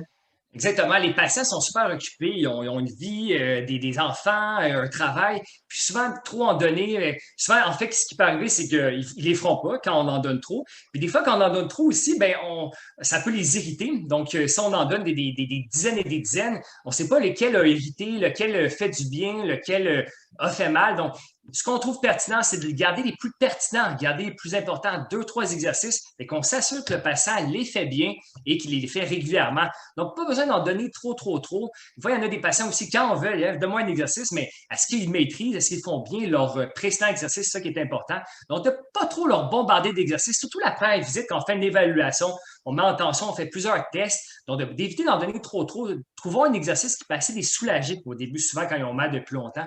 Puis, autre mot aussi, on a parlé de l'extension thoracique avec Stéphane. Il y a à peu près, il y a des études qui sont allées mesurer avec un inclinomètre les mouvements thoraciques. Il existe d'autres mouvements, par exemple, rotatoires. Il y a à peu près 40 degrés de rotation au niveau du thorax. Aussi, on peut le mesurer avec des inclinomètres, même avec un iPhone. Il y a une étude, je pense, en 2018 ou 2019, qui s'est validée avec un iPhone qu'on peut mesurer ça. Je pourrais vous montrer ça comment éventuellement. Puis, il y a d'autres mouvements, il faut être créatif. Par exemple, si quelqu'un qui fait plus des mouvements rotatoires, plutôt qu'un mouvement comme ça, mais plus une rotation, mais on peut donner un exercice pour travailler ça. Mais pas besoin d'en donner trop, mais cibler des précis selon. On peut tellement. Hey, Dom, il faut que je t'arrête parce qu'il y a tellement à dire sur l'épaule. Tellement. Probablement qu'il faudrait faire un épaule part 2. Si les gens, ça les intéresse, qu'on se parle d'un peu de contrôle moteur ou d'autres choses, mais neural Absolument. et compagnie. Mais wow, là, quel sujet passionnant. Absolument. Merci à tout le monde d'avoir resté pas mal jusqu'à la fin. J'ai hâte de voir en sortant du Stop Share où ce qu'on est rendu. Parce que j'ai trop hâte de répondre à nos questions.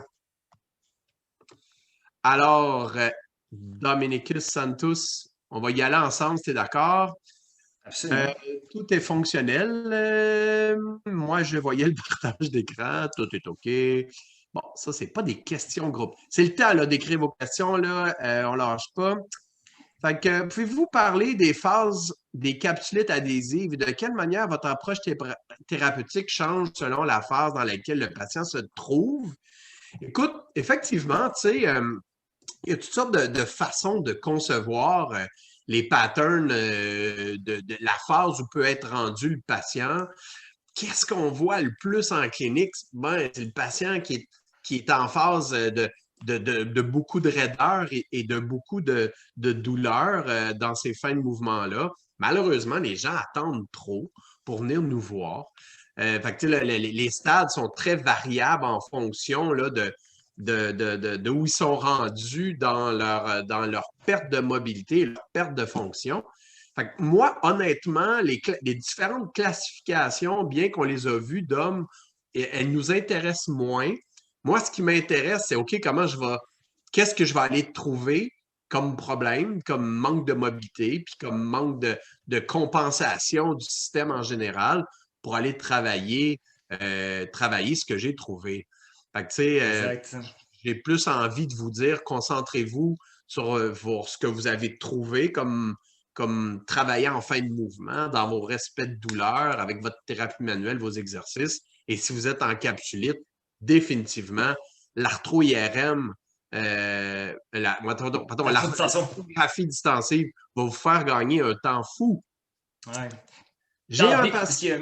Ouais, il y a comme 3 phases. C'est la phase très douloureuse, ensuite la phase de raideur, ensuite la phase de revenir à la normale, mais par expérience, on en voit des patients, par exemple, on dit que c'est 1 an ou 2 revenir, mais on en voit des patients qui ont ça depuis des années. Puis, OK, ouais, il n'y a plus nécessairement la phase inflammatoire, mais ils ont tellement eu de douleurs et de restrictions de mouvement que le patron capsulaire est encore là. Puis, ils ne sont jamais revenus à la normale, finalement. Dans ce cas-ci, les arthrographies distanciées sont tellement pertinentes. Moi, je n'ai pas tendance à bien attendre. Oui, puis derrière une capsulite, là, souvent, ça a commencé avec une tendinopathie à l'épaule qui était due à des problèmes de biomécanique. Puis c'est ça qu'il faut que tu ailles traiter anyway. On continue. J'ai un patient avec des capsulites rétractiles et quand je commence à faire la thérapie manuelle, il dit que sa douleur est à 10 sur 10. Est-ce qu'on continue à faire la thérapie manuelle même si son douleur est à 10 sur 10? Écoute, absolument pas. Bon, mon réflexe, c'est de te dire absolument pas. On en a parlé un petit peu tantôt en mobilisant. Souvent, ce qui arrive, c'est que faut que tu communiques. Écoute, moi, je passe mes journées, encore après toutes ces années d'expérience, je passe mes journées à voir je suis où dans mon 2 sur 10. Surtout avec une capsulite, surtout avec une épaule. Fait que tu t'installes tranquillement pour ta technique. OK, on est où là? Ben là, je sens rien. OK, tu es à 0, ouais. Dis-moi quand on arrive à 2. 2, là, c'est un léger inconfort, une raideur qui fait pas mal. Parfait. Ça va, parfait, tu commences. Et là, continue à faire ton questionnement. Après une trentaine d'oscillations ou une vingtaine d'oscillations, OK, on est où? Ben là, on est rendu à 5. OK, non. Il faut que tu me le dises avant. Fait que je vais partir moins loin, je vais partir moins fort, puis je vais essayer de faire durer ça un 30 secondes ou un 60 à 90 oscillations. J'aime mieux faire 60 à 90 oscillations plus doux que faire du 4+ dans douleur à 10 sur 10 pendant 10 secondes, il n'est plus capable. Fait que tu gagneras pas si tu essaies de persister dans la douleur. Est-ce que si le patient il est vraiment trop irritable? Oui, tes arthrodistensives, parce qu'on sait que dans l'arthrodistensive, il y a une partie de cortisone, il y a une partie d'analgésique qui va t'aider à calmer le feu de la capsulite. Et c'est là que ton arthrodistensive est indispensable. Quelque chose à rajouter, Dom? Tellement bien dit, puis peut-être demander la médication avec le docteur aussi. On parle de la médication, mais si ça limite tellement son sommeil, s'il y a tellement de douleur, peut-être que ça pourrait être une idée pour ces personnes-là. Je suis d'accord avec toi, puis il y en a des patients des fois qui sont moins à l'aise avec les piqûres, tout ça, puis ça vaut la peine. Il y en a des patients qui attendent, puis finalement, ils sont tellement contents de l'avoir fait, rapidement, ils dorment mieux, tout ça. Pour le peu de temps que ça dure, ils sont très, très contents de l'avoir fait. Puis justement, un mot, j'avais fait un petit débat avec d'autres physios qui me disaient ils font aussi des injections de cortisone dans la capsule aussi pour diminuer l'inflammation, pas juste des arthrographies distensives. Mais il ne faut pas oublier aussi que beaucoup de patients diabétiques, les infiltrations de cortisone, ça peut beaucoup affecter leur glycémie, tout ça, puis ça peut être très long, revenir à la normale. Il faut faire super attention pour ça. Mais même l'arthrodistensive donne, il y a un petit peu de cortisone dedans. 10%, je pense. Mes patients diabétiques vont le sentir, mais moins tough, moins difficilement qu'une injection de cortisone. Mais moi, l'avoir vécu les deux, là, des patients qui ont juste la cortisone ou qui ont la fameuse arthrodistensive, le gain de mobilité, de relâchement, de soulagement et d'efficacité suite à ta thérapie manuelle et les exercices est incomparable. Marilyn, ça, c'est une question un peu plus technique pour toi puis Dom, là. Est-ce que ça sera possible de rendre votre document de présentation, vos diapos disponibles pour impression? Moi, j'aimerais ça que oui, là. Est-ce que c'est possible, Marie? T'es-tu là? Es-tu capable de revenir au micro? Ah, elle est partie prendre son Beauvril 2 minutes. C'est sûr, Alison, qu'on va essayer de vous rendre... Oui, c'est possible. OK, bon, elle est là. Je suis là. Fait que c'est sûr que le document, là, on veut s'assurer que que vous êtes capable d'extraire l'information pour pouvoir, bien sûr, l'étudier, la garder en documentation pour votre future pratique. Jessica, I'll try to do this in English for you. I just had the same answer a few slides ago. The same question when if we're at 4 or 5 on 10, should we persist on working at 4 or 5? I think you should come back down, let the pain go back down, and try to start over at a lesser angle, just to make sure you're able to stay at 2-3 maximum on 10. If you persist at 4 or 5, my experience, you'll create some more irritation, irritability, inflammation for sure, and you might lose a week or two just because you created too much irritation. So try to come back down. I'm not too fan of grades 1 and 2. It has to be really, really irritable to use those 1 or 2 grades. I prefer to come back lower on a smaller range of motion and try to work my 2-3 on 10 with an extremely accurate communication with your patient. That's for my English. J'espère que ça va être la seule à suivre. Non, gênez-vous pas. Je suis content que c'est toi qui as répondu. Ouais, ben Dom, j'ai vu la terreur sur ton visage.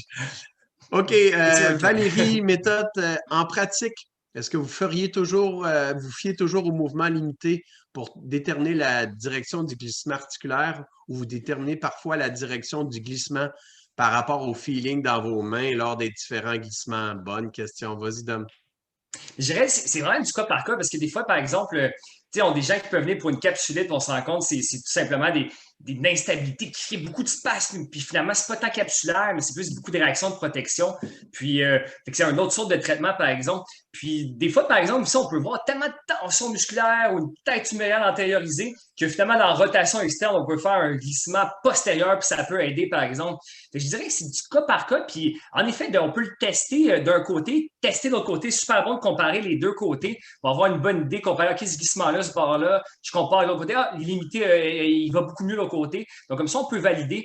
Faire des tests-retests aussi. Si vous faites une technique, c'est super efficace de valider tout de suite. Donc, si vous testez votre rotation interne, par exemple, vous pouvez faire votre glissement postérieur, testez tout de suite, voir si c'est un peu mieux. On peut faire une traction aussi. Donc, vraiment du cas par cas. Puis, je suis d'accord avec toi de rester vraiment ouvert d'esprit.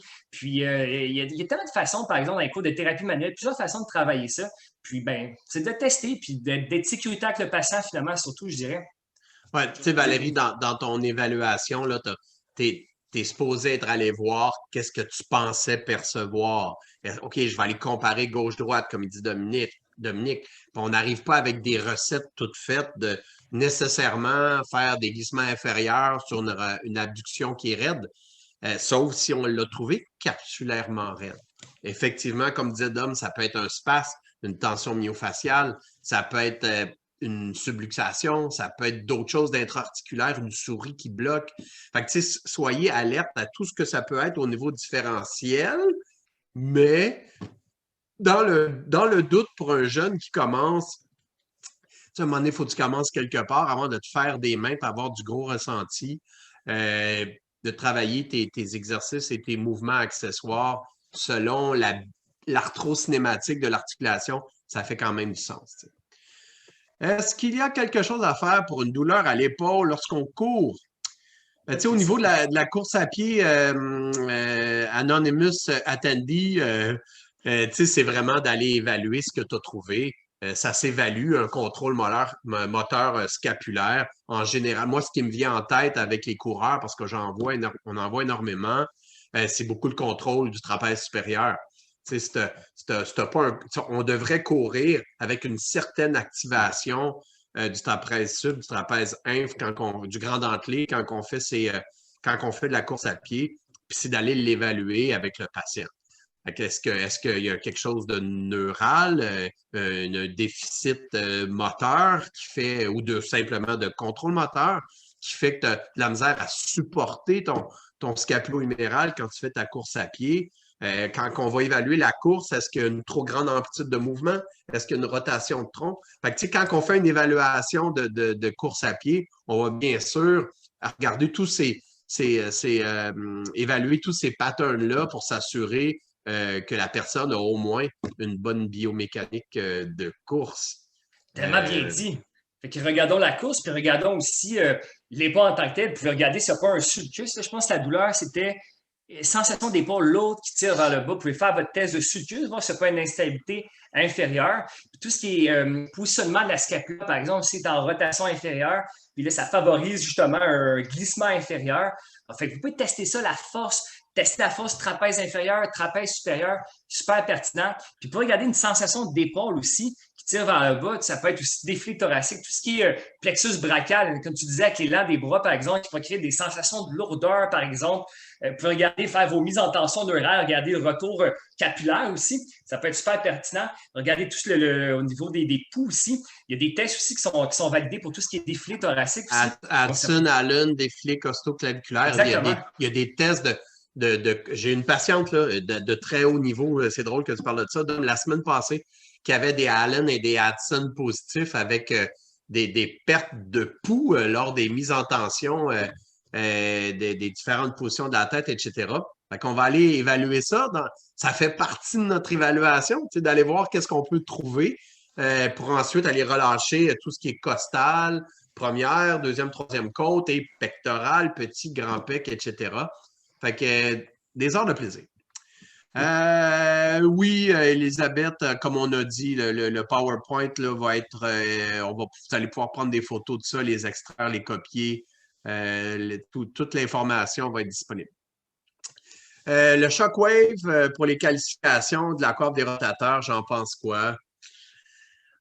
Écoutez, il faut rester ouvert à tous les outils possibles. Le Shockwave, c'en est un qui est quand même, qui a eu une grosse mode là, milieu des années 2000, 2010.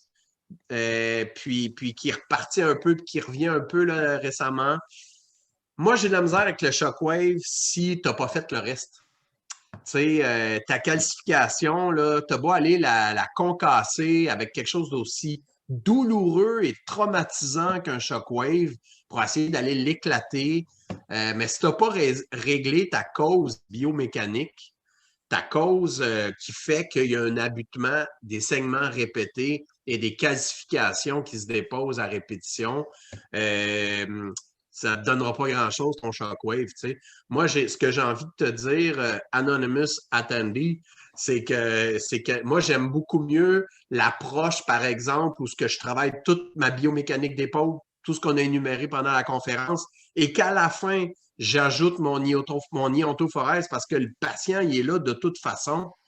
Moi, je te dis, là, tes qualifications vont fondre significativement avec ton iontophorèse.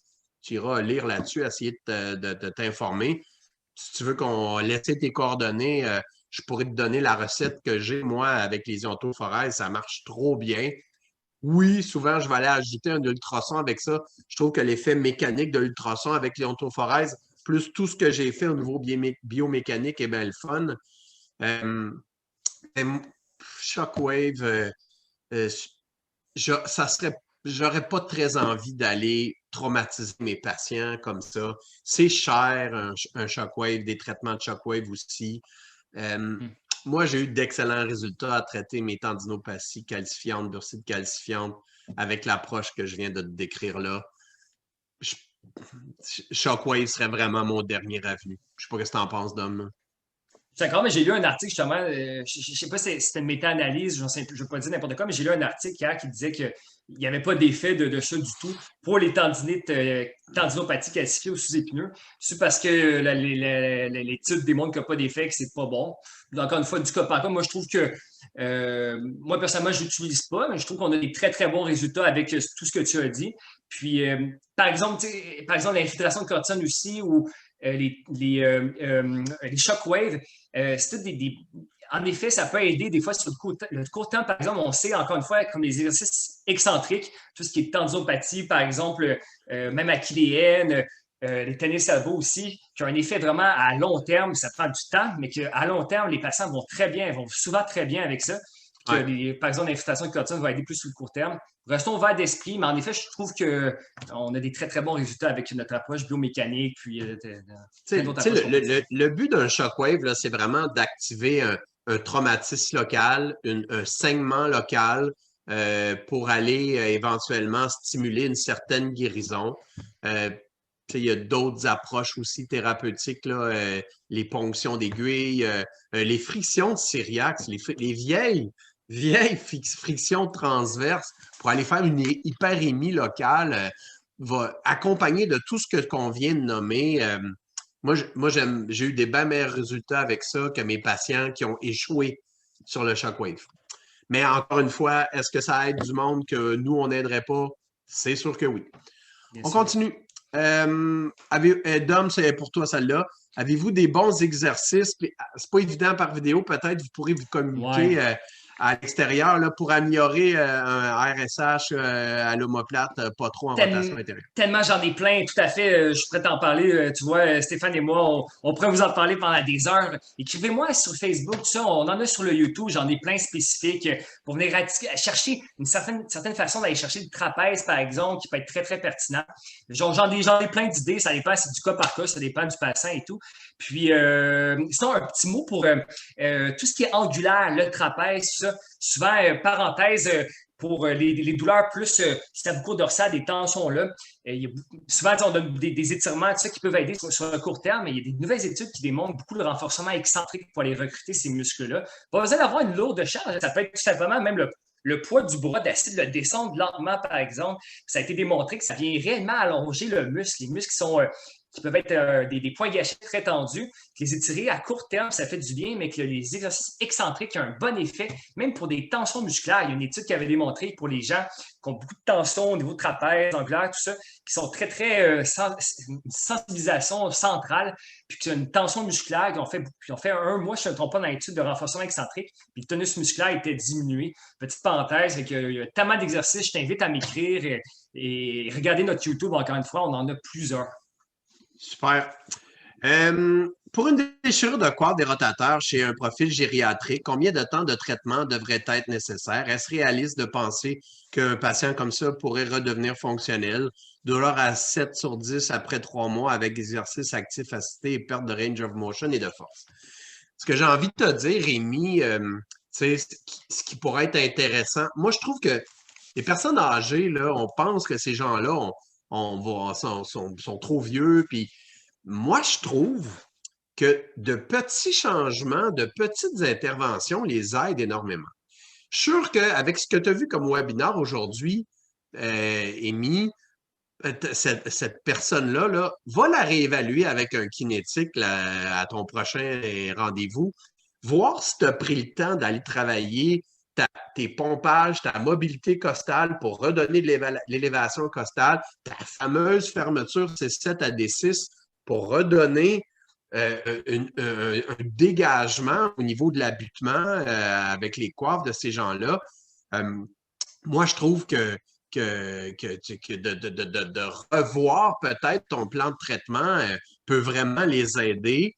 Parce que si tu as fait plus une approche sous-acromiale, d'ultrason, d'électrothérapie, d'exercice, de renforcement, il manque cette composante-là de biomécanique cervico-thoracique costale que moi, je trouve essentielle et qui pourrait amener, je pense, ton plan de traitement à un autre niveau. Tu sais, bon, je ne sais pas à quel point cette personne-là a accès à des soins. Moi, j'ai eu un monsieur de 70 ans qui était fermier, super actif. Puis lui, son épaule, il voulait dégager son espace sous-acromial. Et l'orthopédiste a accepté de faire une acromioplastie pour y dégager cet espace-là. Le patient a eu une amélioration excellente, même à 70 ans. Il est retourné sur son tracteur puis sur sa ferme. Tu sais, fait que peut-être là, qu'il y a des avenues thérapeutiques que vous pouvez continuer à aller voir ensemble. Si les patients ont des sous, le PRP est le fun pour les tendinopathies chroniques au niveau de la coiffe, en général, le PRP, cette avenue-là qui est quand même 800-900 $ dépendant des régions. J'ai un excellent orthopédiste dans la région de Granby qui fait du super PRP à 750 $. Puis ça peut être une idée d'essayer d'autres avenues, mais vite de même, Amy, je t'encourage à revoir un petit peu plus proximal au niveau cervico-thoracique. Qu'est-ce que tu peux aller dégager? Bienvenue, Alison. Yes, you answered that question before. Thank you. Your English is great. Thank you. Super helpful. Dominique, j'aurais dû te faire lire cette phrase-là un peu pour quitter sur une phrase un Oh peu no, plus it's okay. It's okay, thank you. Thank you, pas de H avant le T, après le T. Bon, par rapport aux tests orthopédiques approuvés par les orthopédistes que vous avez mentionnés en début de rencontre, allez-vous les montrer, en parler? Merci beaucoup. Écoutez, définitivement, quelle bonne idée. Excuse-moi, Anonymous Attendee. Je vais juste les passer tantôt, là, à la fin de la conférence, ceux qui veulent rester. Je vais les passer, les tests, mais ils seront dans le webinaire. Ça me fait plaisir de vous offrir tout le travail exhaustif que j'ai mis là-dessus là, pour résumer les tests orthopédiques que les orthopédistes d'aujourd'hui reconnaissent. Ça fait 1 an, ce congrès-là qu'on avait organisé. Fait que c'est ce qui est le plus reconnu présentement par les orthos et que nous, moi, je fais en clinique, Dom fait en clinique pour aller en entonnoir, faire nos tests pour avoir une meilleure idée de ce qu'on pense que le patient a. Tout à fait. Fait que je vais, à la fin, quand on aura terminé, je vais peut-être terminer en remettant le PowerPoint parce qu'ils sont à la fin pour prendre une photo si tu veux en passant. Mais ils vont être disponibles pour tout le monde sans problème. Dans le Q&A, j'ai plus de questions, mais j'en ai vu quelques-unes de passer ici. Mélissa nous demande aussi dans le chat si le patient commence avec déjà un 2-3 sur 10 de douleur, nous travaillons en distance uniquement. Moi, je te dis, Mélissa, alors descends d'une coupe de degrés, je suis sûr que tu n'auras pas de douleur. Si ton patient au repos est à 2-3 sur 10 aussi irritable, tu as peut-être une période de glace intensive à faire à la maison pour essayer de calmer un peu le feu. Tu as peut-être un bon orthopédiste ou un bon médecin généraliste qui en fait des injections de cortisone localement. Là, nous, à notre clinique de Laval, on a un super médecin généraliste privé pour 75 $, 150 $ avec l'évaluation, fait de super injections de cortisone ciblées qui pourraient aller calmer ton inflammation aiguë ou chronique, peu importe, pour t'aider à prendre le dessus. Mais moi, mon premier feeling, c'est que tu vas être capable de travailler un petit peu plus bas, à quelques degrés en dessous.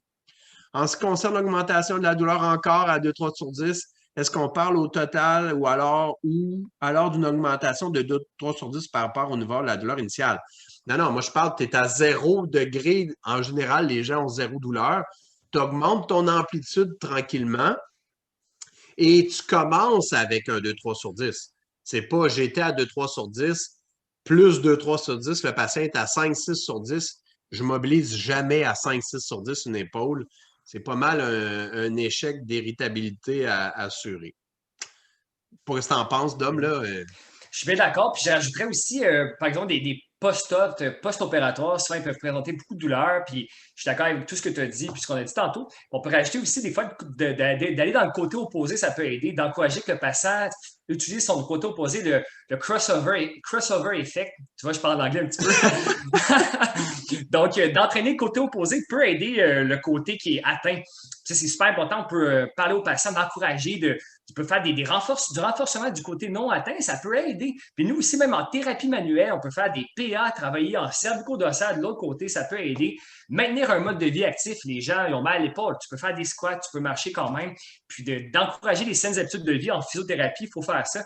On voit des patients, par exemple, qui fument ou qui ont des moins bonnes habitudes de vie. La guérison est ralentie de 3 fois à peu près à cause de la nicotine, puis toutes les toxines au niveau de la cigarette. Donc, c'est toutes des choses. Par exemple, les patients qui fument, il y a une étude qui est sortie, ça fait des douleurs partout dans le corps. c'est le tabac, la cigarette est responsable de douleurs partout dans le corps. Donc, par exemple, quelqu'un qui a des douleurs très, très intenses, tu me disais, et regardez leurs saines actions, des bonnes habitudes de vie. Est-ce qu'ils s'alimentent bien? Est-ce qu'ils dorment bien? Puis on peut les référer d'autres personnes, aux besoins d'autres professionnels qui pourraient les aider pour ça. Puis, tout en combinaison, ça peut nous aider justement à les travailler encore plus. Parfait. Écoute, je vois Rebecca. C'est-tu Rebecca? Non, c'est Caroline qui nous parle un petit peu des paramètres d'iontophorèse. Écoute, je peux te les envoyer verbalement comme ça, mais écris-nous sur, on va te répondre. Tu sais, vite de même, là, il y a une dose de 50 milliampères que je donne. Je mets toujours l'intensité au maximum à 4,1 pour essayer éventuellement de le descendre parce que l'iontophorèse ne doit jamais faire mal.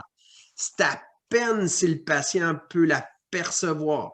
Si tu fais ton iontophorèse avec un léger inconfort, tu peux brûler la peau. Ça m'est arrivé plus jeune dans ma carrière d'être un peu plus intense. Il ne faut jamais que la personne sente une douleur ou qu'il y ait un pli dans l'électrode ou dans l'éponge quand tu fais de l'iontophorèse. Fait que bien sûr, pour les gens qui s'en rappellent, moi, je prends du vinaigre avec de l'eau. Je fais un mélange de 50-50. L'électrode négative va être celle qui va avoir le vinaigre dessus. Et on met donc le vinaigre, l'éponge avec l'électrode négative directement sur la région où il y a la calcification. L'électrode positive indifférentielle va aller quelque part ailleurs sur de la viande, sur un muscle, sur le biceps, sur le triceps. Puis à toutes les 5 minutes, là, les premières fois, là, je viens m'assurer que la personne est bien, que ça ne brûle pas, puis qu'il n'y a pas de picotement, il n'y a pas une concentration du courant. Vite, les grosses lignes de l'iontophorèse, c'est un courant continu constant avec des appareils là, qui projettent ce genre d'électrothérapie-là. J'adore. C'est un vieux truc qui marche encore. Il y a encore des vieux trucs comme moi qui marchent encore, Dominique. Eh oui, tu es encore très en forme. Cœur de jeune. Par rapport au test orthopédique, Corinne, on ne pouvait pas, là, à l'intérieur de ce webinaire-là, commencer à démontrer les tests. Garde, tu vas avoir le document, regarde-les. Ça serait-tu quelque chose qu'on pourrait peut-être faire éventuellement, Dom, sur YouTube, les enligner un après l'autre? Probablement. Mais écoute, il y en a là, dans notre document, il y a quoi, une douzaine de tests faciles? Il y en a pas mal, en effet. Je ne les ai pas comptés, là, mais bon. Fait que super. Écoute, les gens commencent à nous quitter malheureusement tranquillement. Fait que ce que je propose, c'est de faire notre super tirage, Marilyn. Ben attends, y a-tu d'autres questions qui sont ajoutées à Dominer? J'en aurais peut-être regardé dans le Q&A. Je pense pas. Non, c'est ça. C'était pas mal ça. Valérie avec un merci beaucoup. Parfait. Merci à vous. T'es trop fine, Isabelle. Cool. Fait que, écoutez, moi, je reste. Hein? Fait que s'il y a d'autres questions qui vous popent, gênez-vous pas. Mais on va. Marilyn est en train de. Vu que je lui ai donné le feu vert, là, elle va tirer les noms. La pauvre, elle a rentré 187 petits billets à tirer. On avait quasiment 300 personnes, mais c'est ça. Ouais, ça va être parmi Combien? 242. C'est un record. Mais on va. C'est un prix de présence, hein? Ouais. Et on va nommer le nom de la personne. Un certificat de cadeau de 100 $ chez Sale, qui va bien ouvrir à un moment donné. Et Dominique, je ne sais pas si tu es d'accord. Est-ce que c'est Célia, hein, notre super incroyable organisatrice? Exactement. Célia, es-tu encore là? Célia, donne signe de vie. Oui, trop fine. Hey, Célia, remercie-la, Dom, c'est toi qui étais en contact avec elle, là, parce qu'elle est géniale, là, cette jeune. Ben ouais, exactement. Merci encore pour tout ce que tu fais. Tu es tellement disponible, tout le temps là, tout le temps de bonne humeur. Merci beaucoup. Tu es super. Moi, je dis là, que le deuxième certificat cadeau qu'on donne d'habitude, c'est à elle qu'on le donne. Tellement d'emblée. Tu as gagné. Ouais, tu as gagné. Ouais, merci à toi. Ouais, tu as gagné le deuxième, là. Tu es trop fine, puis tu donnes de ton. Oui, c'est mérité, arrête. Fait que l'autre, as-tu un nom, Super Marilyn? Oui, j'ai juste un prénom, c'est Cheyenne. Mais, je la connais, je pense. Ben oui, je la connais. Cheyenne, t'es-tu en vie?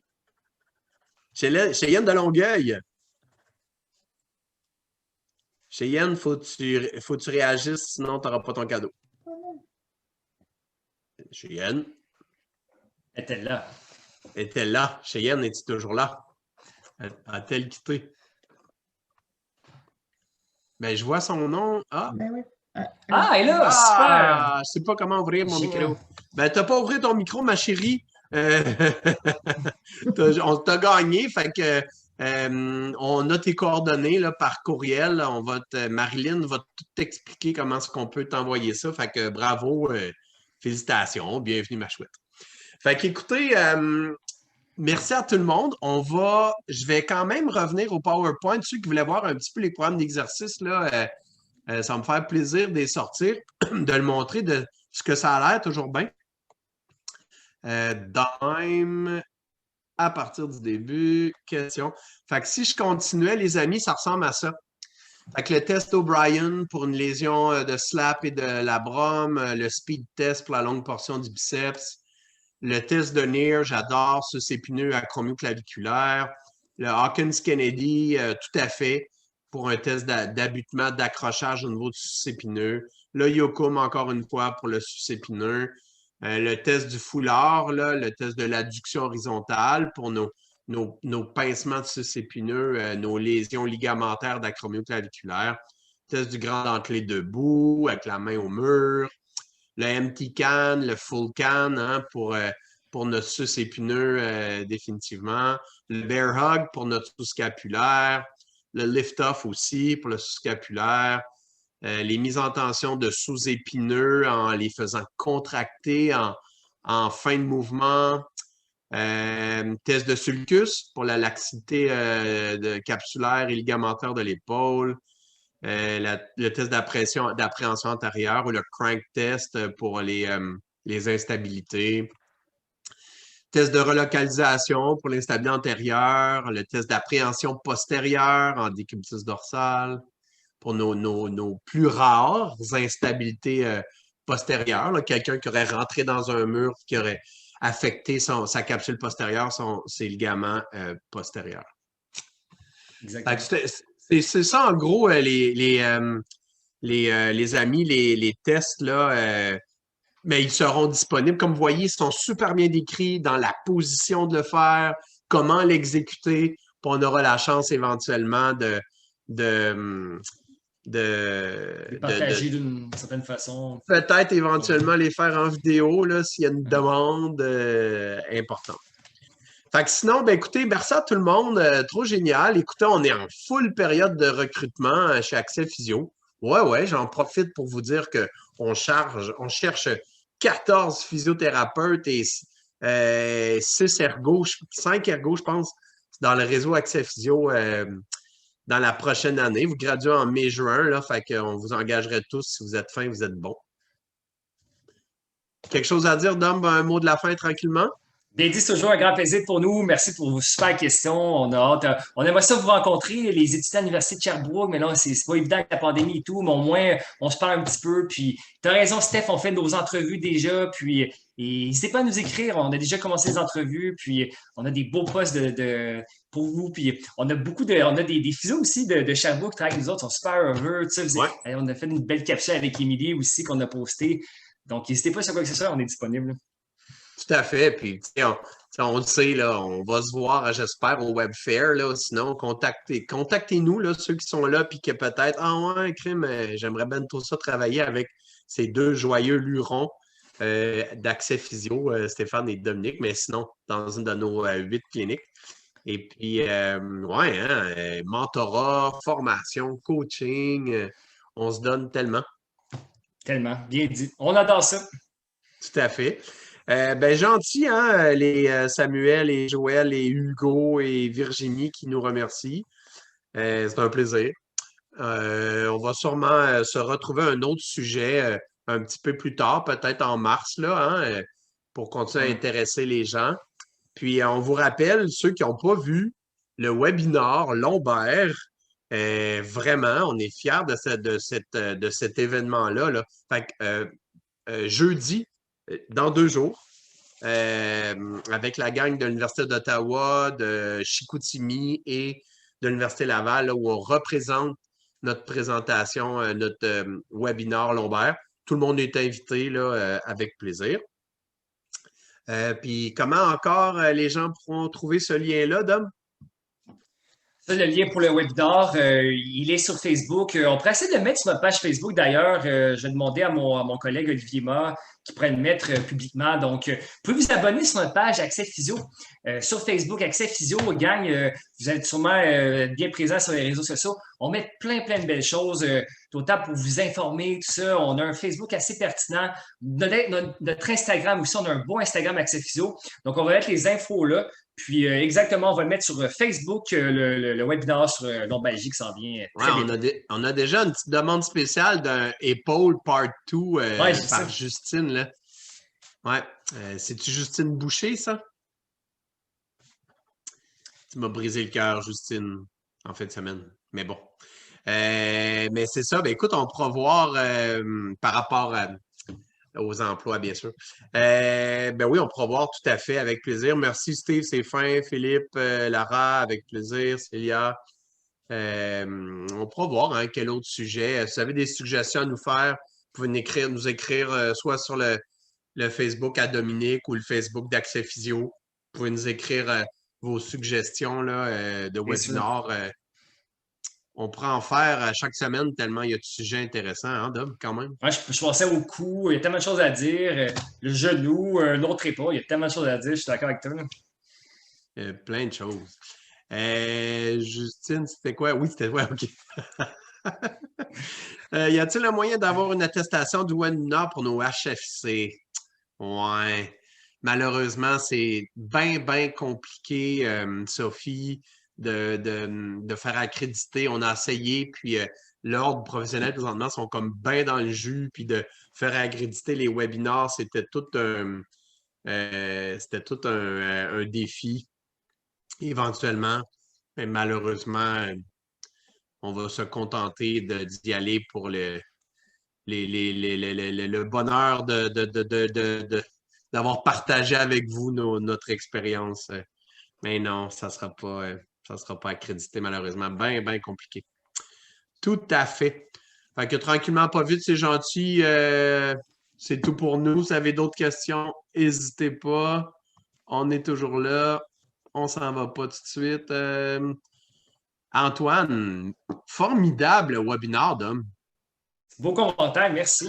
T'es bien fin. T'es bien fin, Antoine. C'est vraiment gentil. C'est gentil. On écoute. À bonne franquette quand même, hein? Quand même assez sans prétention. Là. Il y a tellement à dire sur l'épaule.